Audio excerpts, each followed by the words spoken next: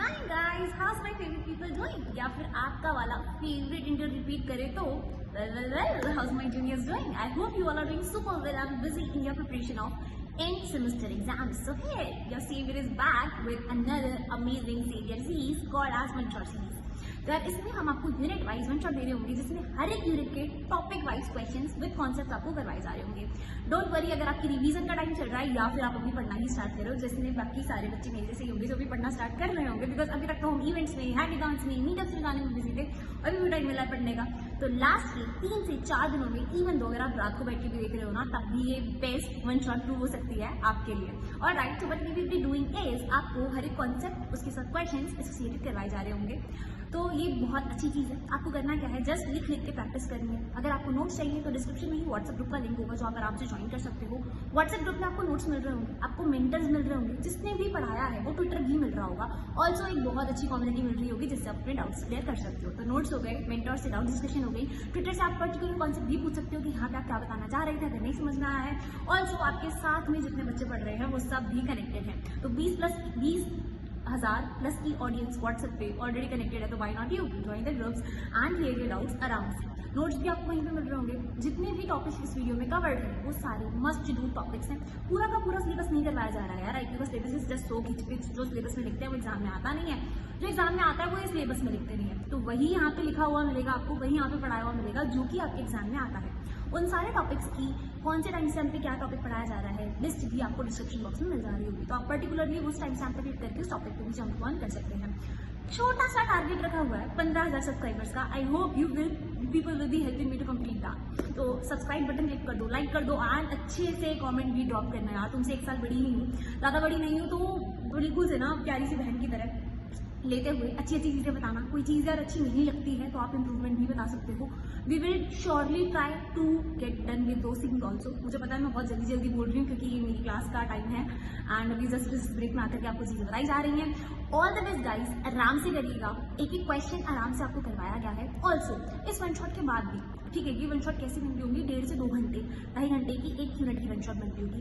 If you want a complete one shot of all the 4 units in concisely 4 to 5 hours, तो आप नीचे group का link है उसे भी ज्वाइन कर सकते हो, जहाँ पे आपको एक एक क्वेश्चन पिछले एंड सेमेस्टर का करवाया जा रहा होगा हाथ पे करके at a very minimum cost. तो वो चीज़ भी आप ज्वाइन कर सकते हो।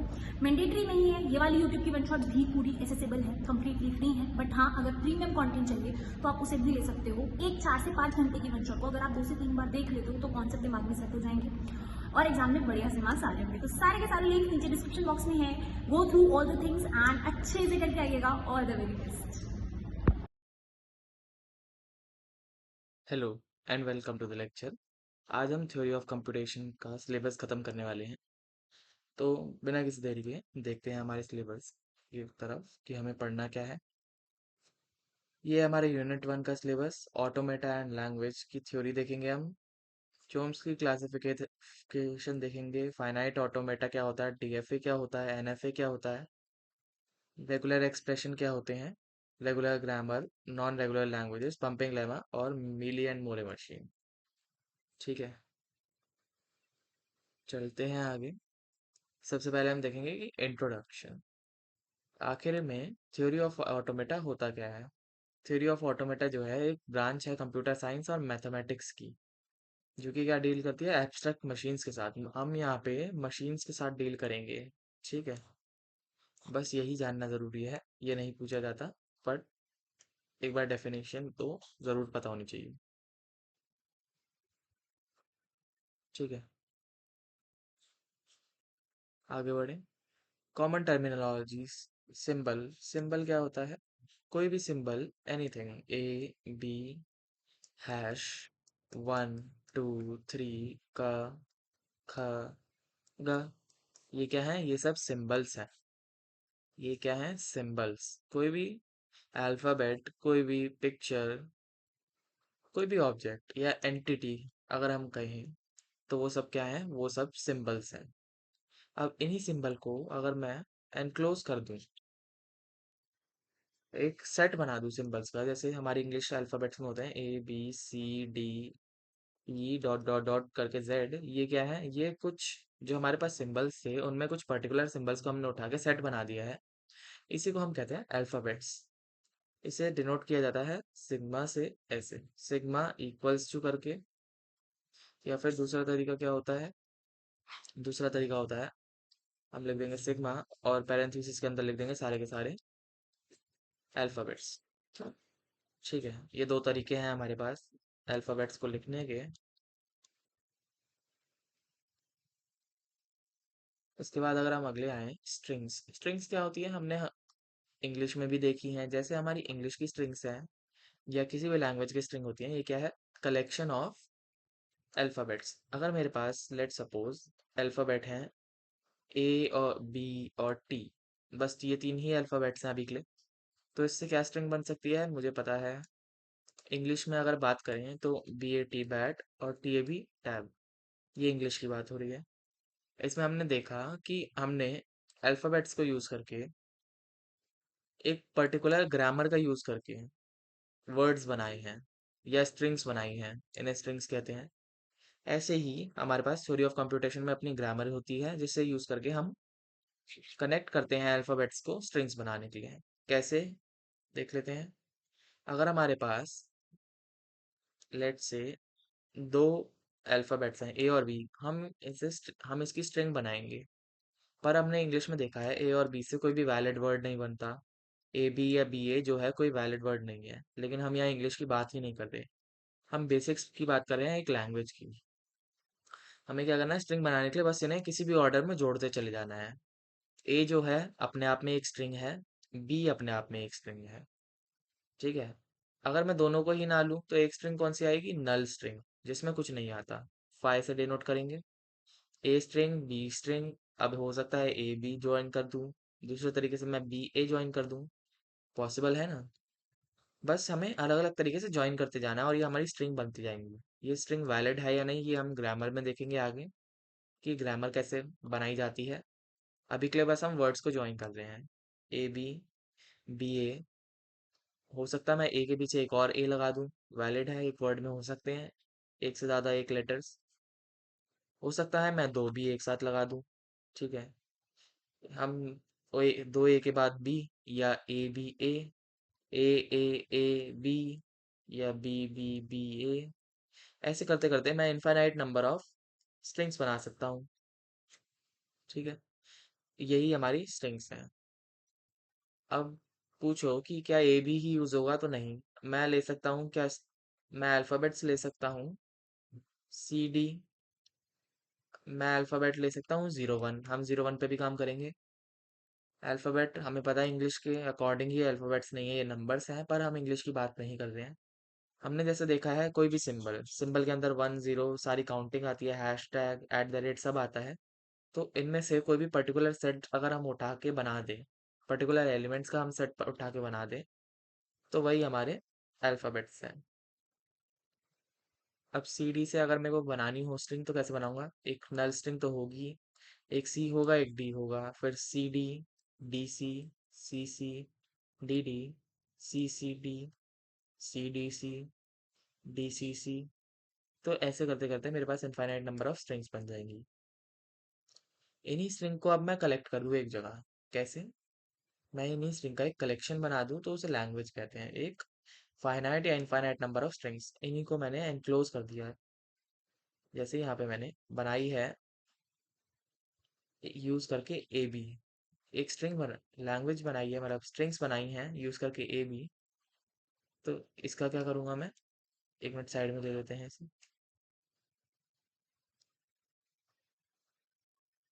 इसको अगर मैं एनक्लोज कर दूं एक ब्रैकेट के अंदर, तो ये मेरी लैंग्वेज बन जाएगी। यहाँ पे लिखा है हमारी formal definition, language is a collection of appropriate string language in which it is formed over sigma, या अल्फाबेट कैन बी फाइनाइट और इनफाइनाइट। जरूरी नहीं है हमारे अल्फाबेट्स फाइनाइट हो, इनफाइनाइट भी हो सकते हैं। ग्रामर, ग्रामर हम बोल रहे हैं कि एक स्ट्रिंग बनाने के लिए ग्रामर यूज होगी, लैंग्वेज के अंदर ग्रामर यूज होगी, पर ग्रामर को हम डिफाइन कैसे करेंगे। ठीक है, ग्रामर जो है सेट ऑफ रूल्स है use to generate strings in a language. यही बात करी हमने कि स्ट्रिंग्स जो है एक लैंग्वेज में जनरेट करने के लिए ग्रामर यूज होगी। ग्रामर की यूज केस देख लेते हैं, फिर इसके फॉर्मल डेफिनेशन देखेंगे। प्रोग्रामिंग लैंग्वेजेस के अंदर कंपाइलर के पास, नेचुरल लैंग्वेजेस के पास, और लैंग्वेजेस और मशीन क्लासिफाई करने के लिए। प्रोग्रामिंग लैंग्वेज हमने पढ़ी है तो हमें पता है ये क्या है, कंपाइलर और पार्सर आगे के सब्जेक्ट हैं, वो हम पढ़ेंगे आगे जाके। नेचुरल लैंग्वेजेस जो हम यूज़ करते हैं, इंग्लिश, हिंदी, वो। और लैंग्वेजेस एंड मशीन्स जो हम टीओसी में पढ़ने वाले हैं, अलग अलग तरह की मशीन जो अलग अलग तरह की ग्रामर और लैंग्वेज को डिटेक्ट करती है, ठीक है। फॉर्मल डेफिनेशन देखते हैं ग्रामर की क्या होती है। ग्रामर की फॉर्मल डेफिनेशन जो है, 4 टपल से बनती है, VITS, ठीक है, सॉरी, VPTS, VPTS, जहाँ पे V जो है हमारे वेरिएबल्स हैं, S जो है हमारा स्टार्ट सिंबल है, T हमारे टर्मिनल है, और P हमारा प्रोडक्शन रूल है। प्रोडक्शन रूल है। अब इसे यूज करके हम ग्रामर कैसे बनाएंगे, एग्जाम्पल के थ्रू देखते हैं कैसे। यहाँ पे अगर एग्जाम्पल हो, नहीं है, देखते हैं। अभी हम ग्रामर पे ही काम करेंगे, तो अभी समझना है तो कोई बात नहीं, घबराने की बात नहीं है, बहुत आराम से समझ आएगा इस यूनिट के एंड होते होते होते हैं, ठीक है। अगर मैं आपको दूं एक लाइन SA, इसका क्या मतलब है और इसमें है क्या, ठीक है। एस जो है वो है हमारा स्टार्टिंग सिंबल, जो हमने बात करी थी 4 टपल्स के अंदर। स्टार्ट सिंबल क्या होता है, एस। ये है हमारा स्टार्ट सिंबल। तो अभी कंफ्यूजन ना हो तो कुछ अलग ले लेते हैं।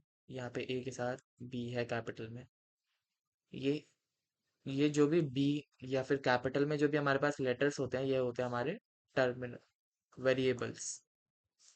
टर्मिनल कौन से होते हैं, टर्मिनल होते हैं हमारे लोअर केस वाले लेटर्स, ये हमारे टर्मिनल। और ये जो है हमारा एक पूरा रूल है, इसे कहते हैं हम प्रोडक्शन रूल। Production rule. अब इसको हम यूज कैसे करेंगे देख लेते हैं। हमने देखा स्टार्ट सिंबल जो है हमेशा एस से डिनोट होगा, वेरिएबल्स जो है हमेशा कैपिटल लेटर से डिनोट होंगे, टर्मिनल्स हमेशा लोअर केस में डिनोट होंगे, और ये जो भी देते हैं ऐसा कुछ सिंबल या ऐसी कोई एक्सप्रेशन हमें दिया है, तो इसे हम प्रोडक्शन रूल कहते हैं। इससे हम देखते हैं कि एक लैंग्वेज कैसे जनरेट होती है, ठीक है। अगर मैं दूं SAB, पहले वाला एग्जांपल, और BA,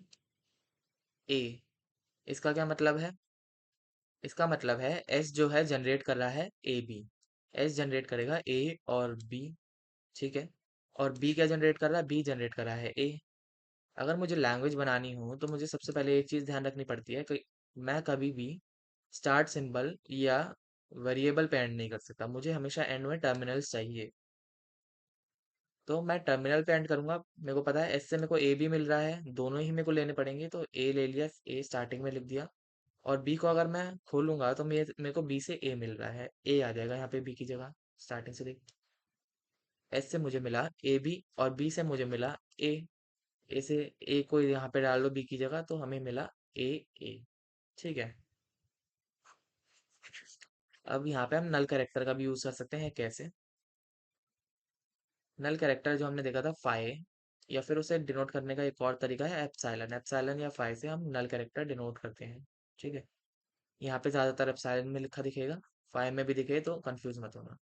यहाँ पे अगर मैं लिख दूं A/फाइ, अब स्लैश का क्या मतलब है और फाइ यहाँ पे यूज कैसे होगा।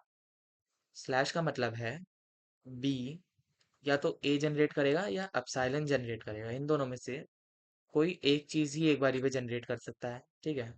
एप्सिलॉन जनरेट करने का मतलब है कुछ नहीं आएगा, कैसे। इसे हटा देते हैं एक बारी के लिए, ए को। अभी बी जो है सिर्फ एप्सिलॉन जनरेट कर रहा है। हम इसकी लैंग्वेज अगर बनाए तो हमें पता है एस से मिला मेरे को AB, और बी से क्या मिला, बी से मिला मेरे को एप्सिलॉन। बी और बी से मिला एप्सिलॉन, तो मेरे को सबसे नीचे वाले नोड जो हैं उन्हें लिखना होता है ए। ऐसे जाएंगे हम ए, और यहाँ पे एप्सिलॉन। एप्सिलॉन को लिखने की जरूरत नहीं है क्योंकि वो पहले ही नल कैरेक्टर है, तो इसे हटा सकते हैं। मेरे को एंड लैंग्वेज जो मिली वो मिली ए, ठीक है। अब जो हमारा पहला वाला एग्जाम्पल था जिसमें मैंने लिखा था A/एप्सिलॉन, इसका क्या मतलब है। बी या तो ए जनरेट करेगा या एप्सिलॉन, ये दोनों चीज़ें एक साथ जनरेट नहीं होती। तो अगर मेरे को अब लैंग्वेज बनानी है तो मैं क्या करूँगा, एस से मैं आगे जाऊँगा, मेरे को मिलेगा, मेरे को पता है ए और बी से मिलेगा मेरे को। अब चूज़ करना है, लेट से ए ले लिया। तो अगर मैं लैंग्वेज बनाऊँ सबसे नीचे वाले लेटर्स को लेके, तो ये बनी ए ए। और दूसरा केस अगर मैं लूँ, इसमें एस मिला, एस के साथ मेरे को ए बी, और यहाँ से मैंने एप्सिलॉन चूज कर लिया। तो यहाँ पे मेरे को लैंग्वेज क्या मिलेगी, ए एप्सिलॉन, या फिर ए एप्सिलॉन ए। ये दो जो है हमने स्ट्रिंग्स जनरेट करी हैं इस लैंग्वेज को, इस ग्रामर को यूज करके। ये एक प्रोडक्शन रूल है जिससे हम वर्ड्स जनरेट कर रहे हैं या स्ट्रिंग्स जनरेट कर रहे हैं जो कि एक पर्टिकुलर ग्रामर में आती हैं। अब जो भी ग्रामर ये जनरेट कर रही है लैंग्वेज, उसके अंदर ये दोनों स्ट्रिंग्स एप्लीकेबल हैं। ठीक है, या तो ए आएगा या ए आएगा। इससे ए से छोटी स्ट्रिंग नहीं आ सकती क्योंकि हम स्टार्ट सिंबल से ही शुरू करते हैं और एक ए यहीं पे प्रेजेंट है। एस से अगर हम स्टार्ट करेंगे तो ए हमेशा आएगा ही आएगा। और हमारा रूल क्या कहता है, हमारा रूल कहता है कि हमेशा स्टार्ट सिंबल से स्टार्ट करो, इसलिए इसका नाम स्टार्ट सिंबल है। ठीक है, अभी क्लियर, इतना बहुत है जानना। जैसे जैसे हम आगे बढ़ेंगे हमें और चीज़ें क्लियर होती जाएंगी, कैसे बनता है और क्या बनता है। तो चलो एक और एग्जांपल के साथ एंड करते हैं, थोड़ा बड़ा सा एग्जांपल लेंगे इस बार। एस ने जनरेट करा ए ए स्लैश बी, ए ने जनरेट करा बी ए स्लैश अपसाइलन, और बी ने जनरेट करा अपसाइलन। क्या मतलब है इसका, पहले हम रूट्स देखते हैं। पहले हम या तो ये वाला रास्ता ले सकते हैं एस से, या तो ये वाला रास्ता ले सकते हैं एस से। हमने चूज करा फर्स्ट वाला, ये वाला, तो हमें मिला एस से ए और ए। ठीक है, अब ए के पास भी दो रास्ते हैं, एक एक करके चलेंगे। जैसे ऊपर करा चूज, पहले इस वाले रास्ते को चूज कर लेते हैं। मिला हमें बी और ए, और बी से हमारे पास एक ही रास्ता है, बी देता है हमें अपसाइलन। ठीक है, एंड में क्या आया, ए एप्सिलॉन ए। ठीक है, ए एप्सिलॉन ए, एप्सिलॉन को हटा दो, ए। पहले रास्ते से हमें ए मिला। अब हम रास्ता अगर चेंज करें तो कैसे करेंगे, इसी पे जाएंगे, और ए जो दे रहा है दूसरी चीज यहाँ पे जाएंगे। एस ए और ए, हमने क्या देख लिया, हमने ये वाला देख चुके हैं। अब हम देखेंगे यहाँ से एप्सिलॉन पे जाके, ए से मिला हमें एप्सिलॉन, तो ए और एप्सिलॉन क्या बना, ए एप्सिलॉन बना ए। दो स्ट्रिंग्स मिल गई हमें, कौन सी, ए और ए। आगे बढ़ते हैं, रास्ता बदलेंगे, एस से हम जाएंगे बी पे। एस है हमारे पास, एस से हम गए बी पे, और बी क्या जनरेट करा, बी तो सिर्फ अपसाइलन ही जनरेट कर रहा है, तो अपसाइलन जनरेट हुआ। अब अपसाइलन जनरेट हुआ, इस केस में ये मत बोलना कि हम इसे हटा देंगे क्योंकि ये और कोई लेटर नहीं है इधर, तो अपसाइलन लिखना जरूरी है ये स्पेसिफाई करने के लिए कि अपसाइलन भी आएगा। तो ये हमारी लैंग्वेज बनी एप्सिलॉन ए और डबल ए। इसे अगर मैं वर्ड्स में बताना चाहूँ तो ये एक ऐसी लैंग्वेज है जिसके अंदर वो स्ट्रिंग्स आती हैं, इस लैंग्वेज के अंदर वो स्ट्रिंग्स हैं जिनमें एट मोस्ट दो ए हैं। ठीक है, एट मोस्ट दो ए मतलब ज्यादा से ज्यादा दो ए ना हो तो भी चलेगा, एक है तो भी चलेगा, और दो ए हैं तो भी चलेगा। ठीक है, अब हम आगे बढ़ते हैं क्लासिफिकेशन पे। क्लासिफिकेशन कैसे होती है, हमारे पास ग्रामर है, हमें कोम्स चोम्स्की भाई साहब ने हमें एक क्लासिफिकेशन बताई ग्रामर की, जिसमें हमारे पास चार तरीके की ग्रामर होती है, यहाँ पे आगे लिखा रखा है हमने। इसे कैसे कैसे कहते हैं, ये हमारे चार तरह की होती हैं, टाइप 0 से लेकर टाइप 1 2 3 और 4, सॉरी 3 तक ही होती हैं, फोर्थ जो है हमारी नहीं होती। टाइप 3 ग्रामर कौन सी है, रेगुलर ग्रामर।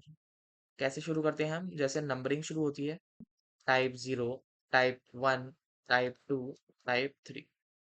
सबसे ज़्यादा बड़ी लैंग्वेज टाइप 0 है। कोई भी ग्रामर अगर हम बनाएं तो फिर वो टाइप 0 का पार्ट होगा ही होगा, क्लासिफाई करे बिना भी कह सकते हैं हम टाइप 0 का पार्ट है। क्यों, क्योंकि टाइप 1, टाइप 2, टाइप 3 इसके सबसेट हैं, तो फिर इनके अंदर जो भी ग्रामर आएगी वो टाइप 0 के अंदर आएगी ही आएगी। कोई भी ग्रामर बनाई तो हम बिंदास कह सकते हैं कि ये टाइप 0 का पार्ट है। ठीक है, यहाँ देख लेते हैं। इसलिए टाइप 0 को अनरिस्ट्रिक्टेड ग्रामर भी कहते हैं। अनरिस्ट्रिक्टेड ग्रामर जनरेट होती है यहाँ पे टाइप 0 पे। क्यों? क्योंकि इसमें कोई रिस्ट्रिक्शन नहीं है। यहाँ पे जो भी हमने ग्रामर जनरेट करी वो टाइप 0 का पार्ट होगी। इसे कौन चेक करता है? इसे चेक करता है ट्यूरिंग मशीन। ट्यूरिंग मशीन जो है सबसे स्ट्रांग मशीन है जो कि अभी तक बनी है। वो इसे चेक कर दिया। क्यों? क्योंकि जितनी रिस्ट्रिक्शंस कम होंगी उतने ही अच्छे से चेक करना पड़ेगा एक मशीन को कि ये जो ग्रामर है या फिर ये जो लैंग्वेज है ये कुछ सर्टेन रूल्स को सेटिस्फाई कर रही है या नहीं, है ना? क्योंकि रिस्ट्रिक्शन ज़्यादा हो गई तो वर्कलोड भी बढ़ेगा। हमें ये चीज़ भी देखनी है, वो भी देखनी है, ऐसे।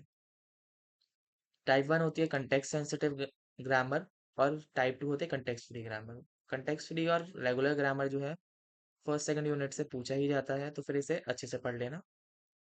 कंटेक्स्ट सेंसिटिव जो ग्रामर है वो कंटेक्स्ट सेंसिटिव लैंग्वेज जनरेट करती है और इसे लीनियर बाउंड ऑटोमेटा देखता है। कंटेक्स्ट फ्री को पुश डाउन ऑटोमेटा पीडीए और रेगुलर लैंग्वेज जिसे हम इस यूनिट में देखने वाले हैं उसे कौन देखता है? फाइनाइट स्टेट ऑटोमेटा, या फिर सिर्फ ऑटोमेटा कह देते हैं, जिसके अंदर हम क्या पढ़ेंगे? फाइनाइट स्टेट ऑटोमेटा और डिटर्मिनिस्टिक फाइनाइट ऑटोमेटा और नॉन डिटर्मिनिस्टिक फाइनाइट ऑटोमेटा। ठीक है, यहाँ पे देख लेते हैं अच्छे से कहता क्या है। टाइप 3 हमने सबसे अंदर वाले टाइप से शुरू करा है। हम रिस्ट्रिक्शन हटाते जाएंगे धीरे धीरे। टाइप 3 से शुरू करके फिर रिस्ट्रिक्शन हटाएंगे टाइप 2, फिर रिस्ट्रिक्शन टाइप 1, कोई रिस्ट्रिक्शन नहीं है तो टाइप 0। टाइप 3 ग्रामर कौन सी होती है? टाइप 3 ग्रामर जैसा हमने देखा वो ग्रामर होती है जिसमें सबसे ज्यादा बाउंडेशंस लगी होती हैं। क्या बाउंडेशन है इसमें देख लेते हैं हम। ग्रामर होगी उसके अंदर लेफ्ट हैंड साइड पे एक वेरिएबल होगा, सिर्फ वन वेरिएबल, और आरएचएस में राइट हैंड साइड पे एक टर्मिनल होगा, और अगर चाहिए तो सिर्फ हम एक वेरिएबल ले सकते हैं। क्या है इसका एग्जाम्पल? इसका एग्जाम्पल क्या देते हैं? X epsilon. एक्स जो है वेरिएबल है और यहाँ पे एक टर्मिनल है। ठीक है, एप्सिलॉन एक टर्मिनल है, या हम कह देते हैं ए ए। ठीक है, लेफ्ट हैंड साइड में एक वेरिएबल है, राइट हैंड साइड में एक टर्मिनल और एक वेरिएबल है, या तो बी ए। लेफ्ट हैंड साइड में एक वेरिएबल है, राइट हैंड साइड में एक टर्मिनल है, C A B. Left hand side में एक वेरिएबल है, राइट हैंड साइड में भी एक वेरिएबल है, और राइट हैंड साइड में एक टर्मिनल है। ये जो है हमारी लैंग्वेज, ये है रेगुलर लैंग्वेज। इस पे हम काम करने वाले हैं इस यूनिट के अंदर। ये हमारे पास एग्जांपल है X to epsilon X A Y X B. Single, क्या याद रखना है? यहाँ पे है single non terminal on LHS and a right hand side पे जो है consist of a single terminal और single terminal followed by a single non terminal. जो भी होगा सिंगल ही होगा एट मोस्ट, उससे ज्यादा नहीं होगा। टाइप 2 क्या कहती है? हमने जैसे देखा टाइप 2 कंटेक्स्ट फ्री ग्रामर देती है या कंटेक्स्ट फ्री लैंग्वेज जनरेट करती है। यहाँ पे हमारे पास होता है दीज लैंग्वेज जनरेटेड और रिकॉग्नाइज बाय पीडीए। पीडीए जो है इसे रिकॉग्नाइज करती है। The production must be in the form A to Y. ठीक है, जैसे हमने प्रोडक्शन इतनी देर से देखा, ए टू वाई की फॉर्म में प्रोडक्शन है। ठीक है, यहाँ पे कौन सा रूल हटता है? यहाँ पे ये जो रूल है कि आरएचएस में सिर्फ एक ही टर्मिनल होगा। हम इतनी देर से देख रहे हैं एक्स ए बी ए या फिर पी ए पी। यहाँ पे एक ही टर्मिनल आ रहा है बहुत देर से। अब मैंने कहा कि छोड़ो, अब मैं नई तरह की लैंग्वेज बनाऊंगा, ग्रामर बनाऊंगा जिसके अंदर आरएचएस में एक से ज्यादा टर्मिनल आ सकते हैं। तो क्या बना हमारा? ये बनी हमारी टाइप 2 ग्रामर एबीसी। ये रहा एग्जाम्पल। अब कंफ्यूज मत होना कि ये ऊपर के जो दिख रहे हैं एग्जाम्पल्स ये टाइप 3 जैसे लग रहे हैं। हाँ, टाइप 3 जैसे लग सकते हैं। क्यों? क्योंकि टाइप 3 जो है सबसेट है किसका? टाइप 2 का। इसलिए जो जो ग्रामर या जो जो लैंग्वेज टाइप 3 में एक्सेप्ट होगी वो टाइप 2 में एक्सेप्ट होगी ही होगी। ठीक है,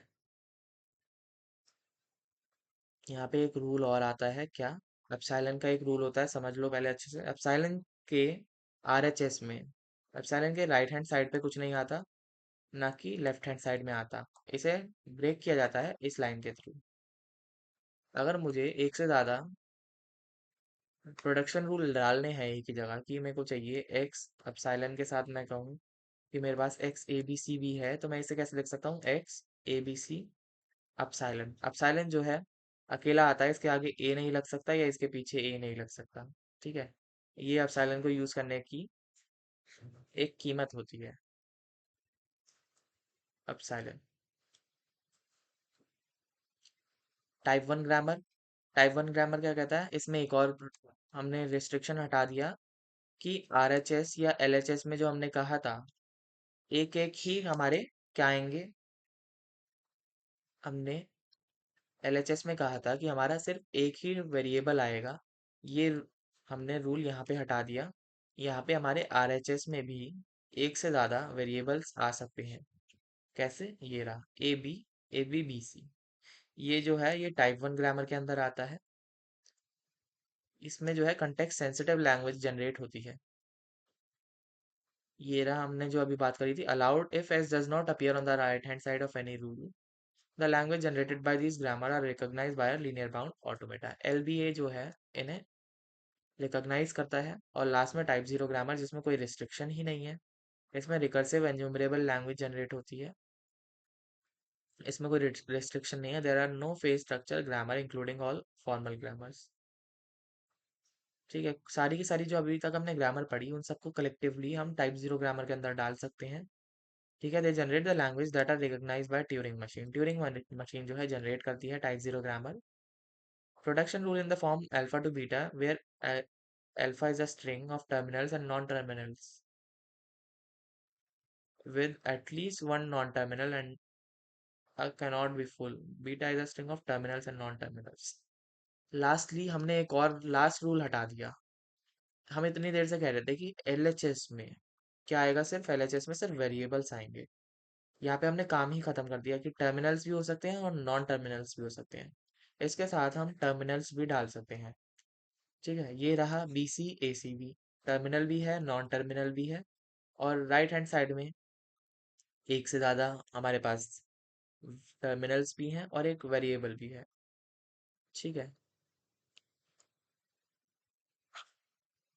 अगर इसमें क्या करें, इसमें अगर हम एक एक करके देखते हुए जाएं तो लैंग्वेजेस को हम कैसे जनरेट कर सकते हैं। अगर हम इसे तोड़ ले पार्ट्स में, वन टू थ्री फोर, तो हमारे पास कौन कौन सी लैंग्वेज हो गई, ये हो गई हमारे पास टाइप वन, क्योंकि इसमें राइट हैंड साइड में कोई रिस्ट्रिक्शन नहीं है। ठीक है, ये सेकंड वाली कौन सी हो गई, सेकंड वाली हमारी हो गई टाइप टाइप जीरो, क्योंकि क्यों इसमें लेफ्ट साइड में एक वेरिएबल आ गया, सॉरी एक टर्मिनल आ गया, इसलिए ये टाइप जीरो है। और टाइप जीरो ही अलाउड करता है वेरिएबल्स को राइट हैंड साइड पे। ये जो है सी बी डी बी, ये टाइप वन है। इसे अगर हम अच्छे से क्लासीफाई करें फर्स्ट वाले को, तो ये टाइप टू में आएगा, क्योंकि इसमें right hand left hand side पे कोई भी एक से ज़्यादा वेरिएबल्स नहीं है। और लास्टली हमारे पास ये है, ये भी टाइप जीरो है। ठीक है,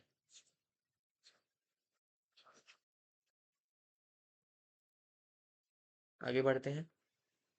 हमने ग्रामर की क्लासिफिकेशन देख लिया, अब देखते हैं फाइनाइट ऑटोमेटा क्या होता है। फाइनाइट ऑटोमेटा एक मशीन है जो कि ग्रामर चेक करती है। एक जो ग्रामर हमने यूज करी है या एक स्ट्रिंग जो है हमने लिखी है, क्या वो एक पर्टिकुलर ग्रामर का पार्ट है, या एक क्या वो पर्टिकुलर लैंग्वेज का पार्ट है। जब वो ग्रामर सेटिस्फाई करेगी तो लैंग्वेज का पार्ट अपने आप होगा। ये काम किसका है चेक करने का, फाइनाइट ऑटोमेटा। एक एक चीज ध्यान रखनी है क्या इसमें, इसमें हम एक फाइनाइट स्ट्रिंग को ही, फाइनाइट जो स्ट्रिंग है उसे ही कंपेयर कर सकते हैं, इनफाइनाइट स्ट्रिंग को कंपेयर नहीं कर सकते। प्लस इसमें कोई मेमोरी एलिमेंट नहीं होता है। ठीक है, ये जो है ये हमारे फाइनाइट ऑटोमेटा की बात हो रही है कि फाइनाइट स्ट्रिंग को कर सकते हैं और मेमोरी एलिमेंट नहीं होता है। प्लस प्लस प्लस, एक और चीज क्या है देख लेते हैं कि ये रेगुलर लैंग्वेजेस यानी टाइप थ्री के लिए ही काम करती है। रिकॉग्नाइज करने के लिए काम आती है patterns, string of symbol as input and changes it state accordingly. अभी हम देखेंगे कैसे होता है। इसके अंदर हमारे पास कुछ स्टेट्स होती हैं जो कि एक गिवन इनपुट पे, एक इनपुट आ रहा है उसके अकॉर्डिंग चेंज होती हैं, कि इधर से इस स्टेट पे चले गए पर्टिकुलर इनपुट के लिए, और इससे इधर चले गए पर्टिकुलर इनपुट के लिए। हो सकता है ना, अलग अलग तरह की इनपुट आ सकती हैं, तो जो भी इनपुट आएगी उसके लिए पर्टिकुलर स्टेट पे जाएंगे हम फाइनाइट ऑटोमेटा में। ये मिटा देते हैं अभी। अभी हमें आगे भी देखना है। Finite automata have two states, accept और रिजेक्ट। सीधी सीधी बात है, या तो एक्सेप्ट होगा या रिजेक्ट। हमारे पास कोई भी स्टेट है, अगर हमने एक्सेप्ट किया तो हम उसे एक्सेप्ट स्टेट पे डाल देंगे कि यहाँ से हम आगे बढ़ेंगे, नहीं तो रिजेक्ट स्टेट पे डाल देंगे। रिजेक्ट स्टेट पे क्या होता है, आगे बढ़ ही नहीं पाते, यहाँ पे हमारी स्ट्रिंग गलत हो जाती है या ग्रामर में पार्ट नहीं लेती, तो फिर हम उसे निकाल देते हैं बाहर, ठीक है।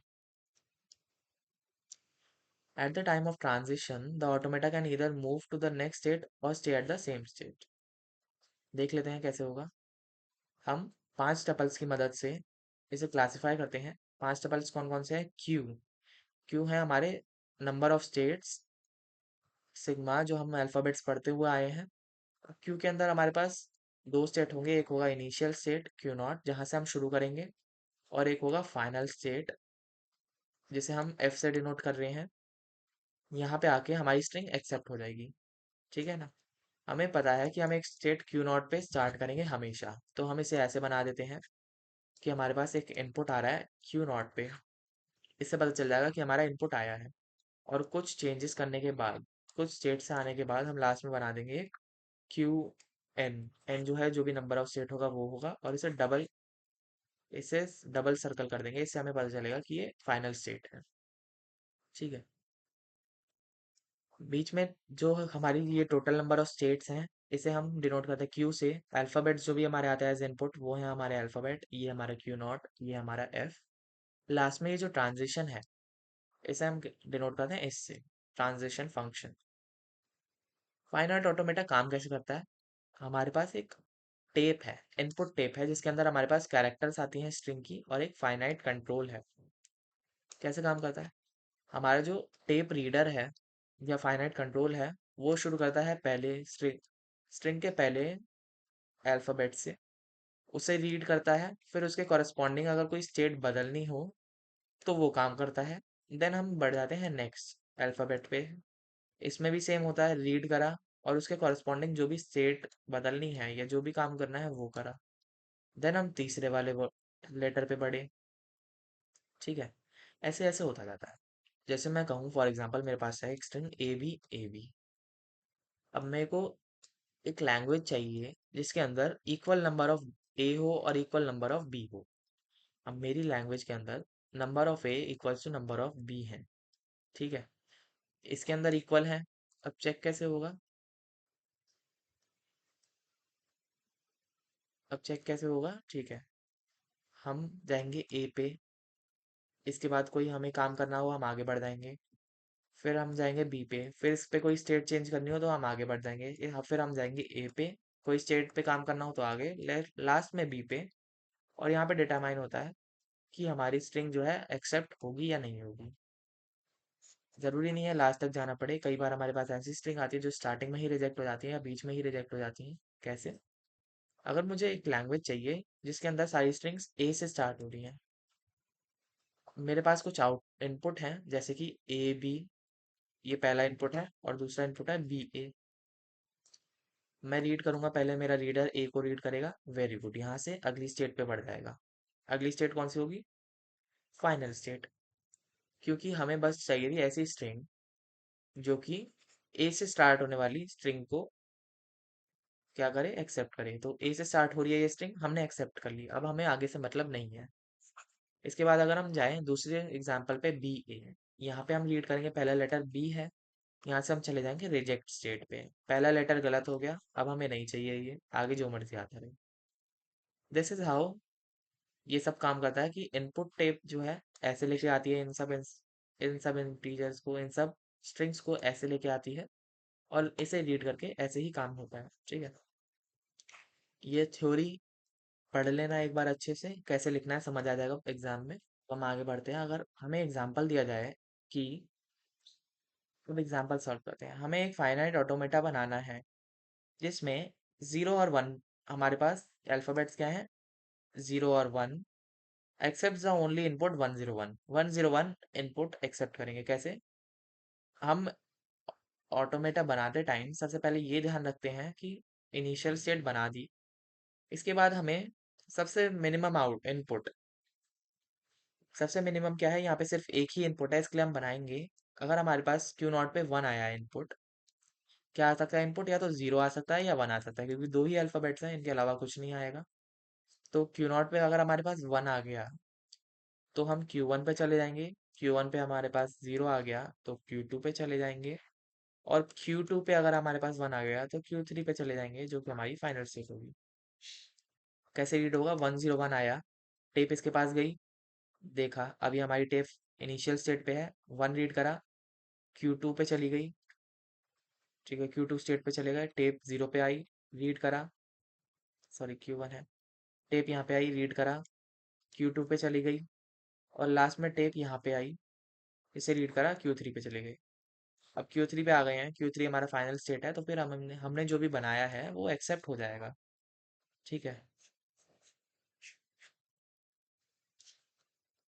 ये है, देखो Q0 पे 1 आया, Q1 पे 0 आया, Q2 पे 1 आया, Q3 पे। इसे अभी हम एग्जाम्पल से समझेंगे अच्छे से, तो नहीं समझ आ रहा तो कोई बात नहीं। Design a finite automata with alphabets equal to 0 1 that accept the string with an even number of zeros followed by a single one। क्या कह रहा है? अल्फाबेट्स हमारे 0 और 1 है, accept the string with an even number of zeros followed by single one. हमारे पास zero जो है इवन होने चाहिए इसके अंदर, और फॉलोड बाय सिंगल वन, एक सिंगल वन से एंड होगा। क्या होता हो सकता है, इसका एग्जाम्पल देख लेते हैं क्या क्या हो सकता है। इवन नंबर ऑफ जीरो मतलब जीरो जो है 0 बार भी आ सकता है, तो हमारा पहला क्या हुआ, 1। ठीक है, ठीक है, सही डायरेक्शन में जा रहे हैं। इसके बाद जीरो के बाद 2 0, 0 0 1, फिर 0 0 0 0 1, या फिर क्या हो सकता है, यहाँ पे मेरा 0 0 1 तो है ही, यहाँ पे अगर मेरा 1 से ही शुरू हो गया, कैसे समझना। स्टार्टिंग में जो है हमारे पास 0 नंबर ऑफ जीरोज है, तो स्टार्टिंग में हमारे पास 0 जो है इवन है ही। इसके बाद अगर हमारे पास एक 1 आ गया तो ये भी ठीक है, इसके आगे हमें पढ़ने की जरूरत है ही नहीं। नहीं तो हम क्या कर सकते हैं, 1 0 0 1 0 0 1, ऐसे ऐसे हमारी स्ट्रिंग चलती जाएगी। ठीक है, लेकिन हमें ये नहीं कहा कि, क्या नहीं कहा, हमें ये नहीं कहा है कि ऐसे ही स्ट्रिंग बनेगी। हम कर सकते हैं 1 से शुरू करा, 0 1 0 1, ठीक है, क्योंकि यहीं पे स्ट्रिंग हमारी जो है एक्सेप्ट हो जाएगी। इवन नंबर ऑफ स्ट्रिंग्स के बाद स्ट्रिंग जो है हमारी एक्सेप्ट हो जाएगी। इसे बनाने का तरीका देखते हैं। पहले हम इवन नंबर ऑफ जीरोस बना के देखते हैं कैसे बनेगी। नहीं, पहले हम शुरू करेंगे मिनिमम से। हमारे पास है Q0, सबसे मिनिमम हमारे पास क्या है, सबसे मिनिमम है 1, सबसे छोटा इनपुट, तो 1 के लिए हम चले जाएंगे Q1 पे, इसे बना देंगे फाइनल स्टेट, क्योंकि ये फाइनल स्टेट है। 1 जो है आएगा तो हमें पता है फाइनल जाना है। अब हमारे पास अगर 0 आ जाए, स्टार्टिंग में हो सकता है 0 आ जाए, 0 0 1 से भी शुरू हो सकता है, 0 आ गया तो हम जाएंगे Q1 पे। अभी क्या है, सिंगल क्यू, सिंगल 0 है हमारे पास। अब हमें एक और 0 चाहिए, एक और 0 लेके हम चल लेंगे Q2 पे। Q2 पे हमें पता है 2 0 हैं, अब हमारे पास इवन नंबर ऑफ जीरोज हैं। अब हमारे पास क्या हुआ, अगर हमारे पास 1 आ गया तो हम सीधा इधर आ जाएंगे फाइनल स्टेट पे। नहीं तो क्या हुआ, अगर मेरे पास 0 आ गया, ऑड बन गए, अगर मेरे पास 2 0 थे, अब तीसरा 0 आ गया, ये ऑड बन गया, इसे इवन बनाने के लिए एक और 0 चाहिए, तो हम क्या करेंगे, पुरानी वाली स्टेट पे आ जाते हैं वापस। समझो ये अच्छे से क्या हो रहा है। पहला 0 आया, ठीक है, दूसरा 0 आया, एक्स यहाँ पे 1 की वेट कर रहे हैं हम, 1 आएगा तो अब बढ़ जाएंगे आगे, नहीं तो तीसरा 0 आते ही हम पुरानी स्टेट पे चले जाएंगे, क्योंकि हमारी 0 जो है दोबारा ऑड हो गई है। इवन बनाने के लिए एक और 0 चाहिए, जो कि इधर से एक्सेप्ट होगा, एक और 0 इधर से एक्सेप्ट होगा। अभी हम इसे अगर देखें ध्यान से, हमारी ऑटोमेटा तो बन गई, वेरी गुड। लेकिन यहाँ पे कुछ गड़बड़ लग रही है। कैसे? हमने देखा, हम जीरो के लिए यहाँ बढ़ गए, फिर जीरो के लिए यहाँ बढ़ गए, फिर जीरो के लिए वापस आ गए। ये काम हम यहाँ भी तो कर सकते हैं। समझना, जैसे हमने स्टार्टिंग में लिखा, हमारे पास एक सिंगल जीरो आया तो हम Q1 पे चले गए। अगर एक और जीरो आएगा तो हम Q2 पे रिटर्न कर दें, तो क्या होगा, Q0 पे हमेशा इवन नंबर ऑफ जीरोस होंगे। यहाँ से अगर हमारे पास वन आएगा तो हम सीधा Q1 पे चले जाएंगे। तो हम यहाँ पे रिडंडेंसी हटाते हैं। हमारे पास क्या बचा? हमारे पास ये बचा, जीरो। अगर नहीं समझ आया, एक और बार समझा देता हूँ इस स्टेट को। जीरो जो है, इवन नंबर में क्या होता है, 0 2 4 6, ये जो है हमारे इवन नंबर्स हैं। हमने बोला कि Q0 पे हमेशा जीरो का जो नंबर है वो इवन रहना चाहिए। जब हमारा इनपुट आया, अभी तक कुछ रीड नहीं करा गया है, तो नंबर ऑफ जीरोस जो है हमारे पास इवन है, मतलब जीरो जो है हमारे पास जीरो है। अगर इसी केस में हमारे पास वन आ गया तो हम चले जाएंगे जल्दी से फाइनल स्टेट पे, क्योंकि हमें और कुछ काम ही नहीं है। यहाँ पे हमारा खत्म हो जाएगा। इसके बाद अगर हमारे पास जीरो आ गया, सोचो जीरो के बाद, मतलब स्टार्टिंग में हमारे पास वन था तो हमने एक्सेप्ट कर लिया, लेकिन अगर हमारे पास जीरो आ गया तो हमारे पास कंडीशन क्या थी, एक और जीरो आना चाहिए, फिर वन आना चाहिए। ठीक है, जीरो आया तो हम इधर बढ़ गए। हमने वेट करा, यहाँ पे जीरो या वन में से कुछ भी आ सकता है। हमने माना कि जीरो आ गया, वेरी गुड। तो हमारे पास दोबारा इवन नंबर ऑफ जीरोस हुए क्यू नॉट पे। यहाँ से अगर वन चला जाए, वन आ जाए, तो फिर हमारा अच्छे से एक्सेप्ट हो जाएगा। ठीक है।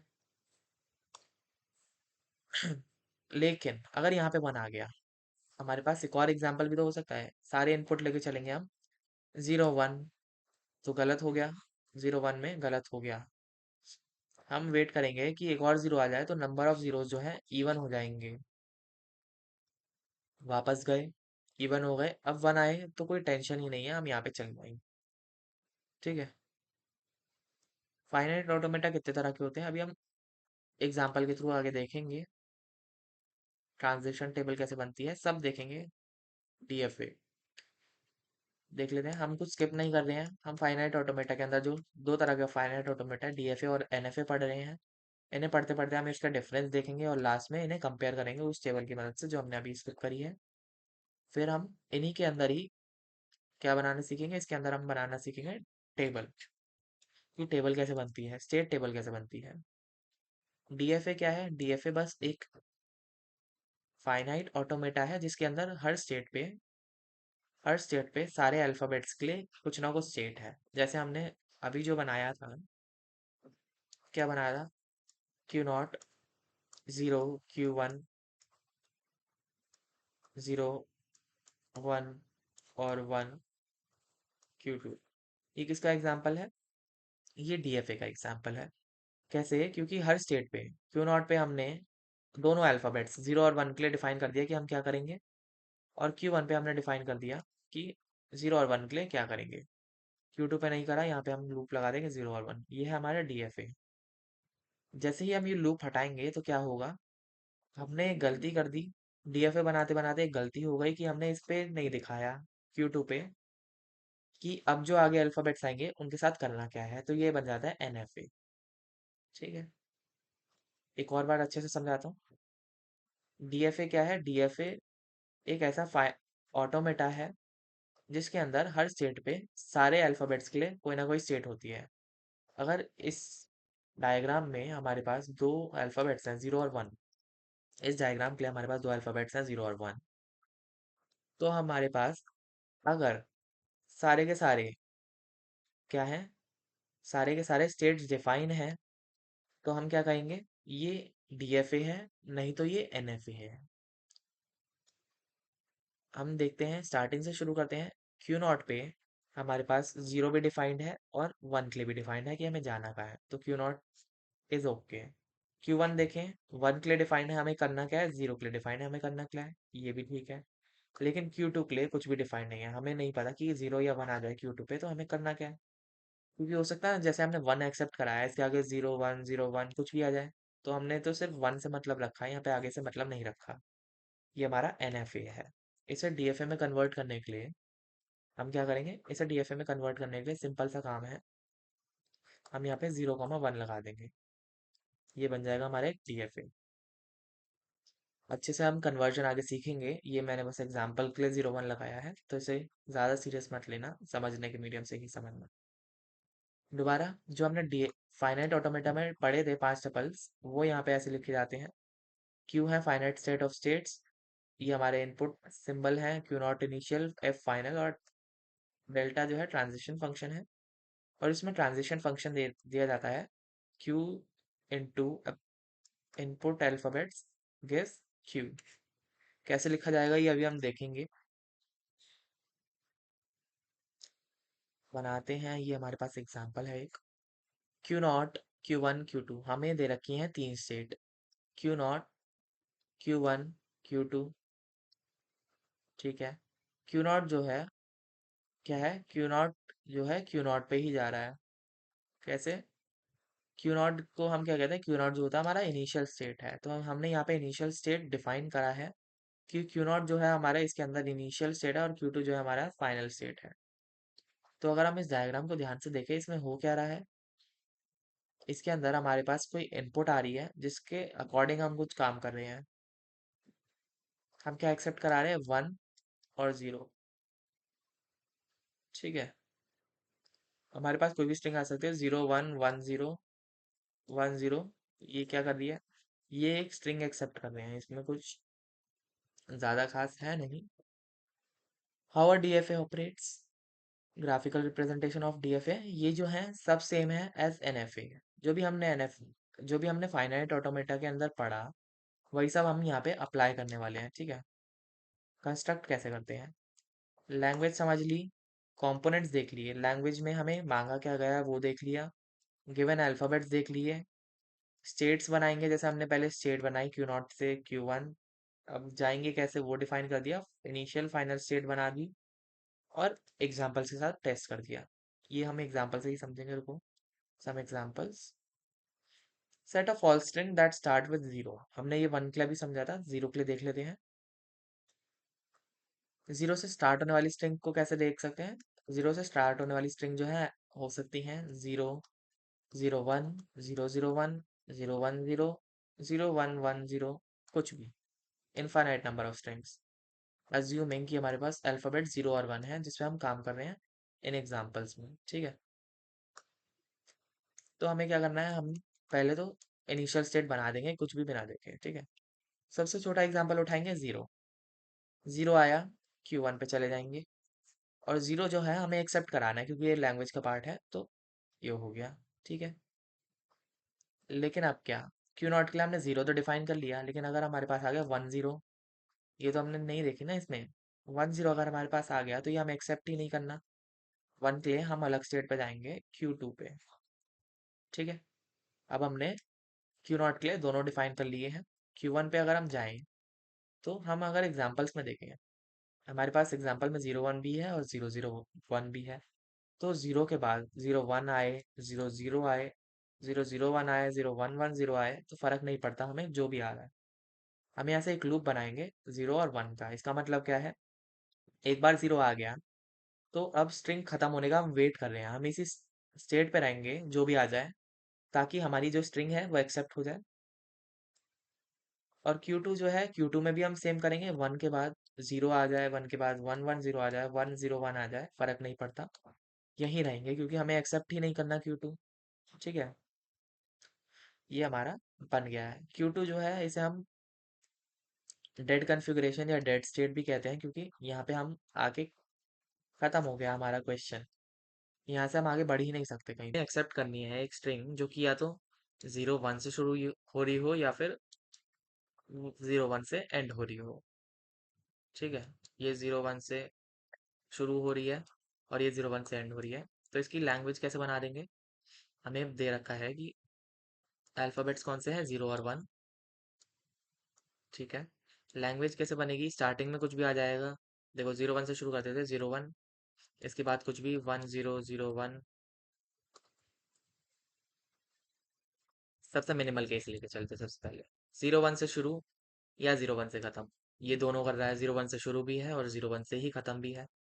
अब 0 1 से शुरू होने के बाद एल एक एक्स्ट्रा अल्फाबेट आ गया, 0 1 0 आ गया, या 0 1 1 आ गया, या फिर एंड में देखे तो 1 0 1 आ गया, 0 0 1 आ गया।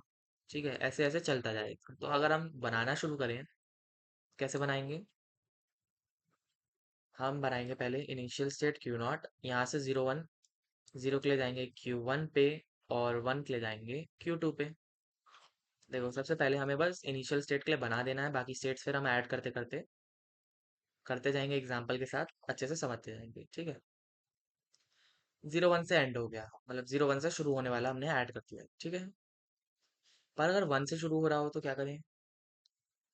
1 से शुरू हो रहा हो तो भी कुछ गलत नहीं है। क्यों? हो सकता है कि 0 1 से एंड हो रहा हो। हमने क्यू नॉट के लिए बना दिया है। ठीक है, इसके बाद अगर हम Q1 पे बढ़े तो हमने यहाँ पे सिर्फ 1 डिफाइन करा है, 0 नहीं डिफाइन करा। कैसे करेंगे? हमने अगर 0 का रूट चूज करा, हमें पता है 0 1 से एंड हो जाएगा यहाँ पे। हमें तो क्या करना है? 0 के लिए चूज करना है। 0 के आगे हम 0 लगा देते हैं, तो कहाँ जाएगा? 0 0। अगर माने 1 आ गया एंड में, तो क्या हुआ? 0 1 से एंडिंग होने वाली स्ट्रिंग है ये। तो हम क्या करेंगे? हम एक लूप बना देंगे 0। तो 0 जितनी बार भी आए, 0 0 0 0 1, 0 1 से ही एंड हुआ है। ठीक है, तो ये यहाँ पे एक्सेप्ट हो जाएगा। ठीक है, हम जो है मिनिमम केस का एग्जांपल लेके चलते हैं हर बार, फिर उसे बढ़ाते बढ़ाते हर बार वेरीफाई करते हैं कि हमारा ठीक चल रहा है या नहीं चल रहा। इसके बाद अगर हम देखें, 0 0 1 हो गया। अब हमारे पास आता है Q2।